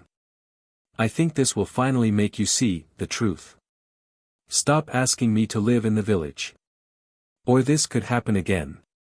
Hiruzen finally saw that the reason why he would not live in the village was exactly to protect them from their own stupidity. I understand, but if I make a new law, that would put a stop to this kind of thing. Naruto disappeared, and said his answer, they would ignore the law, just like they did so now. The very next day, the Hokage made an announcement to the entire village. 60 people of the village had attacked a hunter ninja and his home. This was an act of treason, and so the 60 people were sentenced by him to death.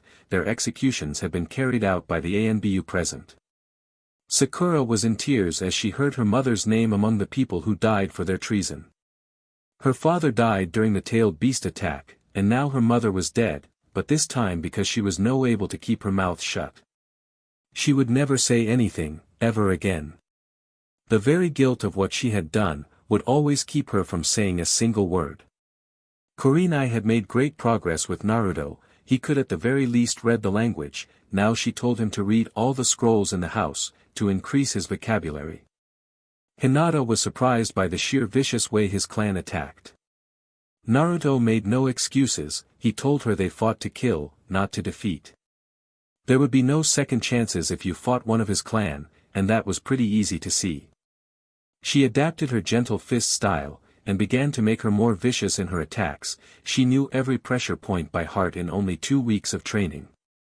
Naruto's training was not as easy as that. Hinata told him to stop things in some really weird angles, told him to focus, and to use chakra through his eyes. As soon as he was able to spot the things, then she told him to look for details, and then for words and finally for direction. I took him also 2 weeks for him to use his eyes correctly. How can you have eyes like those in my clan, but not be a part of it? Hinata asked as she threw yet another kunai at him, from behind him. He evaded it. I only know what my clan told me, when a person suffers too much they are forced to see the world as it is. My mother told me my suffering must have been greater than most. Hinata began to realize that she did not know much about the origins of her Dojutsu. I think I will ask my clan about it. My father might know the reason. The very next day she went to her father. Father, may I ask you a question? Hayashi looked at his daughter and simply nodded. Father, how did our eyes first become like this? Hayashi, trying to understand, asked, do you mean how our clan gained our Dojutsu? Hinata told her father that she knew nothing of the origins of the Byakugan. That knowing more about her eyes, could help her train more efficiently. Hayashi was surprised by the sudden wisdom in his daughter's actions. Very well, it is a long tale, but a very sad one. This is the reason we do not tell our children, unless they ask us. The founder of our clan, was a very gentle and kind lady. She had fallen in love with a samurai, and was very happy with him. However, his fellow samurai did not like the fact, that one of them fell in love and married a ninja. You see, daughter samurai consider us less than they are, simply because we do anything that is necessary to ensure victory. He would be one of the founders of our clan too, had he not been killed by his best friends, who ultimately died in the fight. The ones that tricked these friends into killing her husband had an ulterior motive. They wanted to use the man's wife as a sec slv. So your 5 years they used her in the most horrible, and cruel ways, and it is said that she suffered immensely during these 5 years, so much so that her tears were so filled with sadness and suffering, that as she cried her eyes began to lose color. At the end of the 5 years her eyes were very much like ours, and using these eyes she hunted down the 5 samurai that had tormented her. She eventually ran away and became one of the first clans to join Konoha. She married and had 10 children before her death, as she gave birth to her last 10 children became the very first Hyuga, and they all had her eyes. So that is why you train us so harshly, I understand now, father. Hayashi smiled at his daughter. Daughter, I may train you harshly, because we would never want you to share the same fate as our founder. The way you fight was also invented by her. I told you she was a gentle and kind lady. In this village she was called the Gentle Fist. Hayashi then turned to look at his daughter. Now, daughter, I have a question of my own. Will you answer it? Hinata did as her father and nodded. I have seen the gentleness of your fist slowly vanish. Mind telling me why are you making your first that vicious? Hinata looked at him, and smiled, because being gentle should be to my family, friends, and loyal allies, but to my enemies, I will show no mercy. I will tear them apart with my own hands, and make them see the error of attacking me. Hayashi could see that his daughter was no longer the shy and timid little girl. That is a very harsh way to look at things, Hinata. Can you live with killing your enemy in such a way? Hinata looked at him. We are ninja, father, we kill from the shadows, and we do what most would not, but we do because it must be done.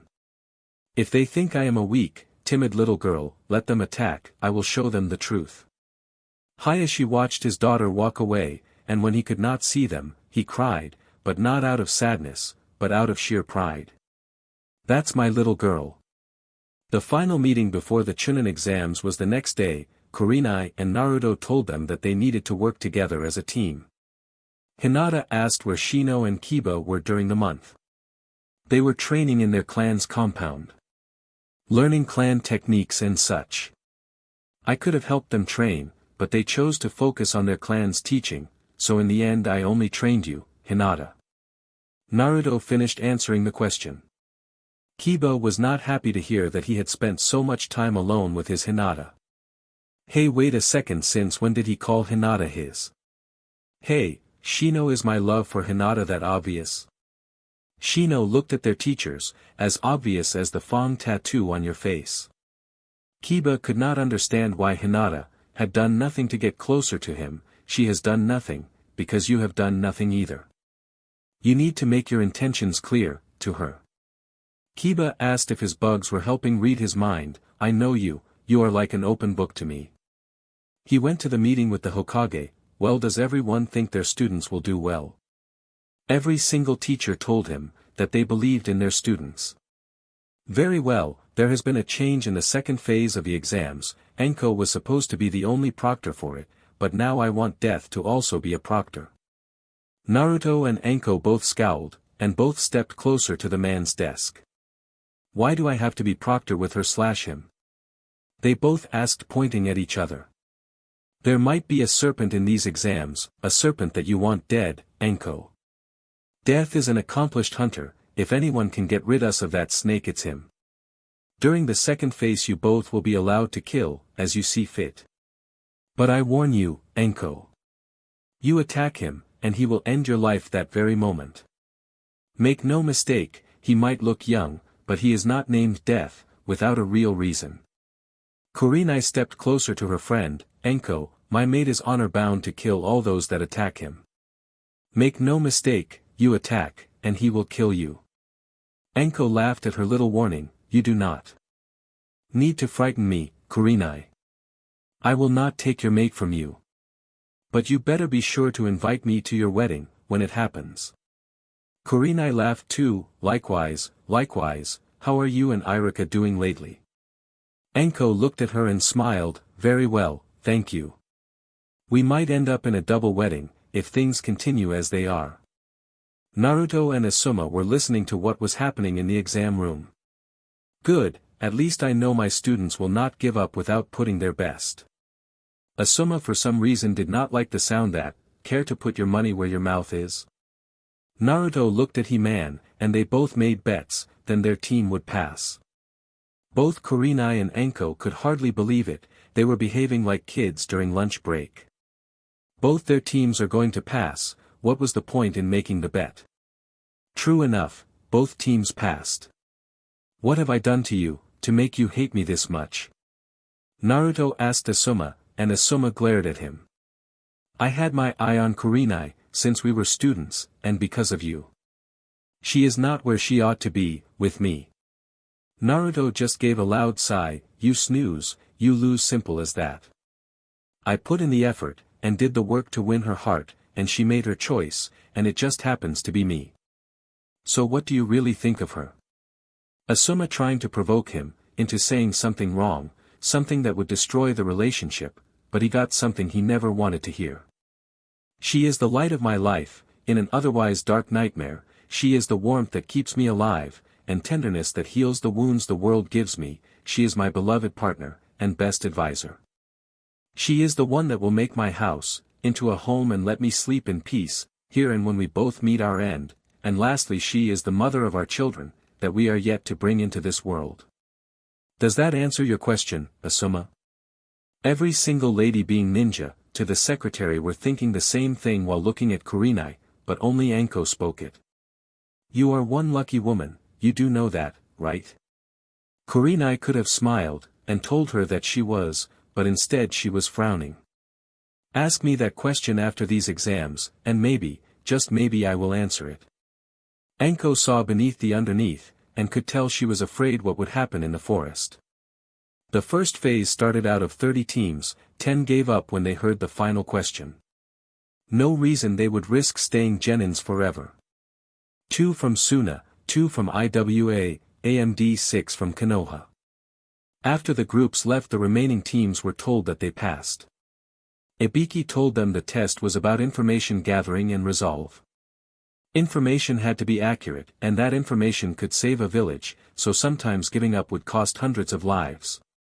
Then a smoke bomb went off, and when it cleared there were 2 people, Anko and Death, and they told the teams to follow them to the second phase.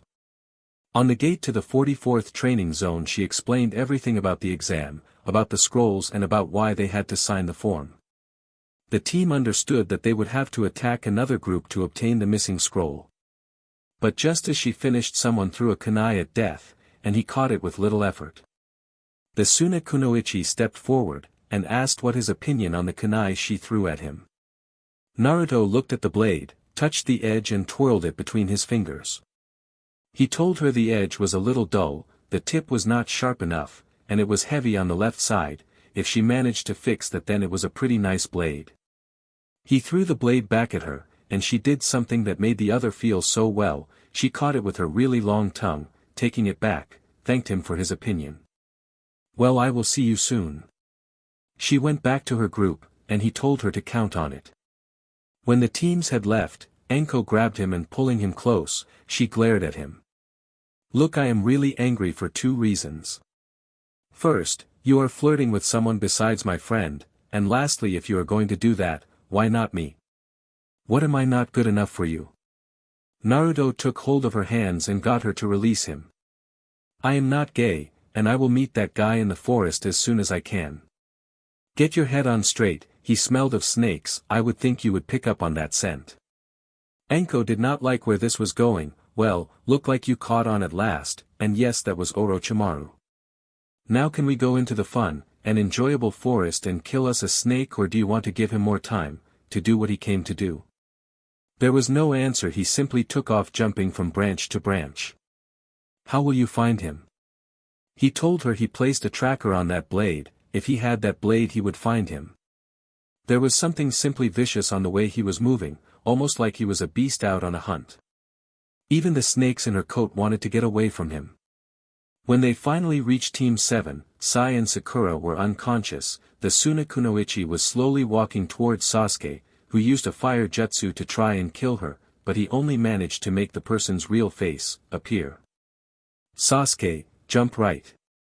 Sasuke, hearing the voice, did as he was told. An electrified net was launched where he had been standing. It formed a barrier of sorts. "I told you I would meet you soon, Orochimaru. How about you fight me instead, and maybe, just maybe, I will keep your skull as my trophy." "Ah, so you really are the infamous fiend of Konoha. Fine, I will play with you, then take what is mine." Orochimaru was looking at Sasuke. He summoned a massive snake, and he appeared to have the idea that he was going to win without ever making a real effort. Faking some hand signs, he targeted the head with the visor, and a shot from his plasma cannon and the snake was dead. He threw a massive shuriken and Orochimaru evaded. "Ha, missed me by a country mile." Naruto simply told him to look behind him. Behind? Orochimaru looked, and as he looked his head was cut clean off. With a fire technique he burned the remains to ash. "Do you really think you killed him?" Anko asked. Naruto told her, "No, but he will take some time before he gets a new body." "Speaking of bodies, turn around and take off your coat." This made Anko blush. "I am not doing anything of that kind. It's time to deal with your little seal problem." She was so happy that she took off her coat a little too fast, and the snakes were dropped along with her, and with a painful sounding thud they hit the tree branch. "Sorry, I just want to help your friend." One of the snakes looked at him with a glare. "Stop wasting time and get that thing off her already." Naruto took his seal-making tools, and with a slide of the pen and a few points pierced, out of the seal came a small snake, screaming till it was gone in a puff of smoke. "Congratulations, Anko, now you are seal-free. Just use a few ointments to relax the muscle, and rub it with a nice aloe cream, and you should be fine." He took the net off and rolled it back into a cartridge. "You alright, Sasuke?" Sasuke looked pissed. "Why didn't you let me kill him? I need to find Itachi and kill him for what he did to my clan." Naruto told him to shut up and listen. Sasuke knew he was not kidding. "Will killing Itachi bring your family back?" Will obsessing over this cause you anything good? Sasuke could only tell him, but I have to honor my clan. Naruto hit him on the top of his head, then honor them with doing honorable deeds, and bringing honor with your actions, not by killing your only brother. Think about it. Sasuke and the rest of the team managed to finish the second phase, and when they reached it they had enough time to rest. Naruto and Enko spent a few hours finding what happened to the groups that didn't make it. It was clear that the one that killed was Orochimaru, but it appears to be using another body, that was clearly not his. Enko began to wonder how far his cursed seal research had progressed. Naruto even speculated that he used that body as a clone, and the real one was somewhere watching, and plotting his next strike. But why go after Sasuke and even attack him? Enko tried to figure the reasons behind Orochimaru's actions. Sasuke and the other got closer to listen to them talk, as they were talking inside the tower. Alright, let's figure out why he would want Sasuke. He is a egotistical pretty boy, had an ego bigger than the Hokage mountain, and cannot seem to focus on the bigger picture, since he is always obsessed with killing his only relative. But enough about his good qualities. This made Sasuke glare at Naruto, and everyone else laugh. What does he have that Orochimaru has always wanted? Enko knew where he was going, Sharingan. Naruto nodded and smiled. Exactly, he more than likely is using the cursed seal to take over the bodies of those that have it. He planned to give him one, then make him strong enough for his liking, then take the body over. He could then use that body to copy all the jutsu that he ever wanted, or that ever existed. I know I would never do this normally, but thank you, Death. Sasuke looked at his with some respect. Don't mention it. Become Chunin and I can consider that your payment. For the last phase, talk to Kakashi or me. Either of us can train you. Sai could not help but to feel left out. What about my training? Sai asked Naruto with an almost hurt look on his face. It is obvious, if I train Sasuke, you will receive training from Kakashi. If Kakashi trains him, I will train you. This made Sai seem a little relieved. Sasuke then turned to look at Sakura. What about you know how? Naruto looked at her with a cold glare. What about her? You mean will I train her? The answer is also obvious. I hate to waste time. With her lack of discipline, or determination, any training I give her, would be just that. A waste of time. Kurenai heard him say such cold things, but she could also see the hate in his tone. Death, can I have a word with you? Alone. This was the cue for everyone to leave. Excuse us, we will be having a light lunch. The group pretended to leave, and tried to listen in. Just as they moved to listen, Naruto told them to go to their lunch, and stop trying to listen. He could see them quite clearly. The group left and allowed them to talk in some relative privacy. Why do you hate Sakura? Kurenai just went straight to the point. Because of her, she put your life at risk. Those explosives could have gone off sooner, depending on the fuse. Do you really think I would want to train the person that put my mate under such risk? Kurenai wanted to tell him that it would show what a kind person he was, but she knew her mate better than that. You would probably think that letting her live is mercy enough. Naruto pulled into a tight hug, and a very passionate kiss. Just as they were kissing, Kakashi, Asuma, and Guy walked to where they were. So that answers the question where these two were. Come on, we have to see your teams fight. Asuma, maybe you should go to the doctor, you don't look so well. Asuma told him, he was feeling fine, but neither he nor Guy were buying it, so they dragged him to the doctor. Who do I have to kill for some privacy around here? Naruto did not like their few minutes together to be interrupted. The fourth Kazekage heard what he said, and he decided to tell him he was wondering the same thing. I hear that Orochimaru is dead. I don't know whether to congratulate you, or ask you if that is true. Naruto looked at the man and stepped closer to him. I know that filthy traitor is not dead. He must have been using the body of someone else, and controlling it from far away. The Kazekage looked at him and asked how. I think the principle is the same with how your people control puppets. He is using his chakra somehow to control his victim. I was supposed to meet that person when I arrived to this village. I guess I should thank you for saving my life. Naruto asked that if he really felt thankful then he would allow him to modify the seal on his son. It was clear as day to him that the beast was not properly sealed, and it was making him either uncomfortable, or just raging mad. How do you know my son has a seal? Naruto looked at him, because he is a Jinchuriki just like I am. I am rather good with seals, if you don't believe me ask a lady named Enko Mitarashi. The fourth Kazekage told him that he would, and if what he heard was good, he would consider it. At the end of the conversation, Kurenai told him Hinata was going to fight her cousin Niji. He watched as Niji babbled on about how it was her fate lose, and how she was supposedly weak. Hinata looked at Naruto, and he gave her a sign to beat him really good and painful. Hinata nodded and took the new stance. Niji, being an expert on the gentle fist style, was not expecting her to use anything else. He threw a punch, and instead of dodging it she caught it, using the momentum she gave him a kick to the family jewels and sent him flat on his stomach. You are just like everyone in the main family, fighting dirty is the only way you can win. Hinata was not affected at all.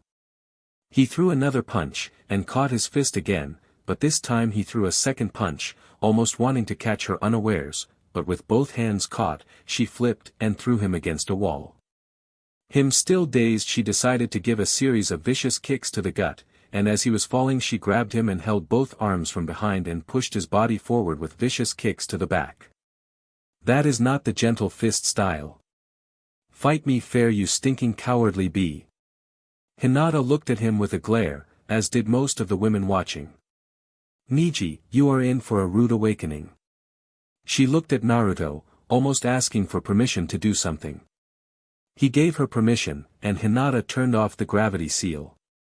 She began to move a whole lot faster, and first she closed all his chakra pathways, then kicked his ribs so hard blood came out of his mouth, and finally gave him 2 punches to give him a pair of black eyes, and with a 2-handed strike knocked him out.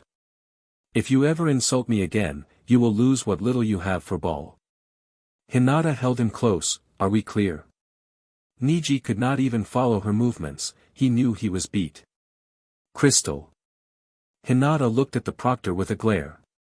Call the match, or I will end it by killing the some bag. This made the man call the match over, and the winner was Hinata. As she walked she saw Niji still rolling on the ground. She decided to give him a hard kick to his mouth, and that was for the B comment. Hinata walked over to her team, DMN, Hinata remind me to never PSS you off. Kiba told her, while smiling. Shino was happy to see Hinata stand up for herself. Still planning to do away with that seal? Naruto asked and she told him yes, Niji was the way he was because he could not run away from the seal in the first place. Kiba's fight was over quickly, the gravity seal had done wonders for him and Akamaru. Some of the people watching could never imagine such attacks from such a cute puppy. Kiba and Akamaru were declared winners after they beat their opponents so bad, that they had to take him away in a stretcher. Shino used his bugs and for some odd reason they also improved because of the seal. They sucked the opponent dry in a matter of seconds. With a weak heartbeat he was taken away. Sasuke's fight against Sakura was quick and efficient. He kicked the girl, and when she tried to distract him by flashing him her panties, that was when he was really angry, he used a fireball jutsu and made the girl take the fight more seriously. She attacked him, and using his family's style he knocked her out. Like I be interested in someone so unskilled, and weak. Zabuza's daughter now there is a kunoichi I wouldn't mind getting to know. Ino did not like the sound of that, and from the blush on Haku's face she did like the sound of that. Zabuza was in tears, saying things like kids grow up so fast. The final match was Lee against Gaara, and Gaara was going on about how his mother wanted his BLD. The Kazekage asked the Hokage to suspend the fight, because he needed to ask someone for a favor. The Hokage had no idea what he wanted, but agreed to stop the fight. The Kazekage told him to call the other teacher who was next to Kurenai. Naruto walked over to the man, do you accept? The Kazekage with tears in his eyes, said yes. Please, fix the seal, I can't stand seeing my son like this anymore. He jumped down and walked over to Gaara. Gaara, I will make the pain go away, I will make it so you can sleep and be stronger. Gaara looked at him and with a sneer he told him he had no idea what he was talking about, how could anyone know his pain? I know, because I was like you. Come on, brother, trust me. Gaara threw a punch at him, and Naruto using 10 shadow clones held him down, and while down he modified the seal. He then touched the seal and entered Gaara's mind. I know you were in pain, but it is fixed now. You will feel no more pain. The one-tailed beast looked at him, and began to change into a strong-looking woman, with short brown hair. Thank you. But what do you want in return? He looked at her and smiled, a smile that made her blush. I want for you and Gaara to get along, you both should work together, like I do with Kurama, let the kid sleep, and you need to relax. Life is harsh enough, you two can make a appealing friendship, and make life better for both of you. She began to cry and laugh at the same time. You got yourself a deal. Thanks for all the help, brother. Kurama appeared and smiled at her, think nothing of it, sister. As he exited his mind heard someone clear his throat. How do you stand the hate? How do you stand the glares that do not stop? How can you help me, when you never even met me? Naruto gave him a hug, because I have someone that loves me, and because you are my brother. Look at your sister and older brother for people that care for you, they do. Even you father does. Naruto excused himself and walked towards the Kazekage. What do you want for your help? Naruto smiled at him. We are allies, aren't we? You don't need to give me a thing, what are friends for? Gaara for some reason had better control over the sand, and was able to withstand Lee's opening 4 of the gates. At the end the match was called a draw. They both advanced to the final phase. Thank you for a really tough fight. Gaara held out his hand. Lee shook it, and began to tell all what he was expecting. Yash, I thank you for a most youthful fight, the fires of youth burn bright in you indeed. Guy was in tears as he heard Lee say that. Naruto walked towards Sasuke and asked him what he had decided. He in turn asked why not train Hinata, Kiba or Shino. Naruto told him that they each wanted to focus on training with their own clan. He offered Sai, or Sasuke because either of them could benefit from the training. He asked about Sakura, he told him that Sakura needed to do much in improving her values and priorities. Take a look at Ibiki, and you will see a man who sacrificed a lot, and will sacrifice a lot more but he stands strong, why? Because he knows that as ninjas, you are supposed to protect people, but never be recognized for your deeds. He sacrificed his own personal ambitions to make sure this village stays safe. A man protects his home. A husband protects his wife, a father protects his children, and a brother protects his siblings. Think on that last part, and tell me who will train you. Sasuke told him he would prefer Kakashi, he had a Sharingan, and therefore would be better to train him in how he was to use it properly. Well, Sai looks like you are going to train with me. How about you stop hiding and we go somewhere to tell you what to expect from your training? Sasuke could not understand what he was talking about, but Sai jumped down from the ceiling, and made himself known. How long did you know I was up there? Naruto smiled, since you climbed that wall, you should know Sai. You can't hide from my eyes. Naruto decided to meet him early in the morning, the next day. He told Kurenai that she could train Hinata, this of course made her very happy. They both walked out of the tower, and they saw the boy Naruto was sure was Orochimaru's spy. The glare of absolute hatred he was giving him was a dead giveaway. If I were you, I would look for your MSTR, he must not be in such a good mood. Kabuto smiled, and thanked him for his advice, and that he would do just that. Naruto walked close to his mate and told her they needed to talk somewhere private. She of course told him that Enko's apartment was the perfect place, other people seemed to avoid that place like it was cursed or something. The two got in and they were met by Enko, who was relaxing in her apartment after what happened in the forest. So to what do I owe the pleasure of your visit? Kurenai stepped forward and told her they needed a place to talk in private. Her mate had something to tell her, but did not want to wait to get to their home to hear it. Hearing this, she too wanted to hear what the blonde had to say, but first she needed to ask one question. How do you know the language of snakes? Naruto looked at her, and she told him that everyone that signed the snake contract would also gain the ability to talk to snakes. Naruto demanded that she never reveal the answer, and she agreed. I have visited many other worlds, and many other cultures, one of them evolved from serpents, so of course I know that language. This made Kurenai curious. She asked him for more details. He had no reason to share the knowledge, since they would probably never get to go to this world. Maybe Kurenai, but not without the elder's approval, and he did not think he would ever agree to that. A planet very far from here, called Rasculo. There live a society of snake people. The planet is mostly aquatic, and a few continents with jungles. They speak the language and are some of the best when it comes to making, selling of both venoms, and antidotes. There is no better antidote in the universe than a Rasculian antidote. My friend Ras saved me and my brother Wolf when we were hunting in one of their jungles. We ate something and didn't realize it was poisonous. Ras was gathering ingredients for antidotes and saw us. He saved us and became very good friend with us. I have not much to complain about the guy, but he is too formal and direct in how he speaks. Enko understood what he was saying. Her snakes were exactly like that. As for the dogs, there is another planet named Rowler. The Rowlians are a people that evolved from wolves, as far as they told us. They have a very military-based society, and the only time I talked to them was when my clan was sent there to hunt a traitor to our clan. He killed a PRGN female, because he did not want to recognize the child as his.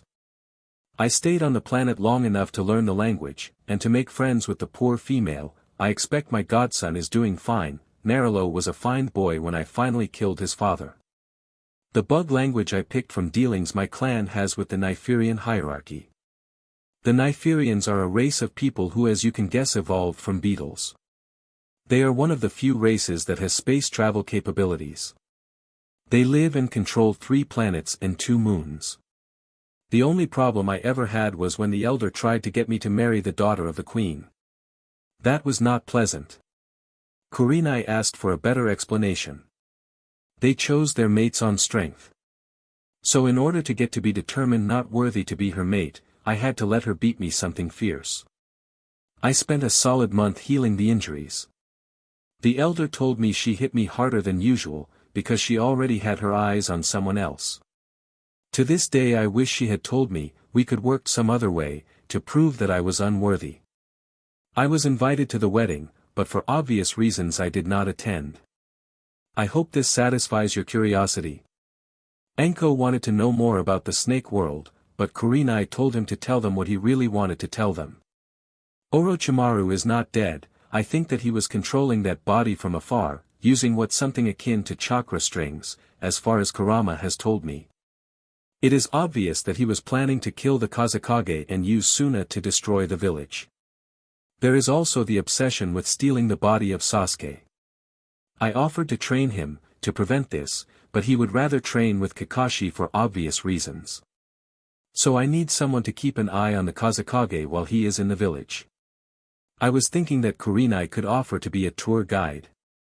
As much as I hate having her near him, I have few choices. Kurenai grabbed hold of him. You listen, and you listen good. I am yours, and anyone else who tries to sleep with me will lose their ball. Enko looked at the pair with an almost creepy smile. Yes, Enko, I have slept with him. Naruto looked at her, and I enjoyed it immensely. After such declaration Kurenai kissed him, and was until Enko pretended to clear her throat. I can be a tour guide, and Kurenai can tell your suspicions to the Hokage and the ANBU commander.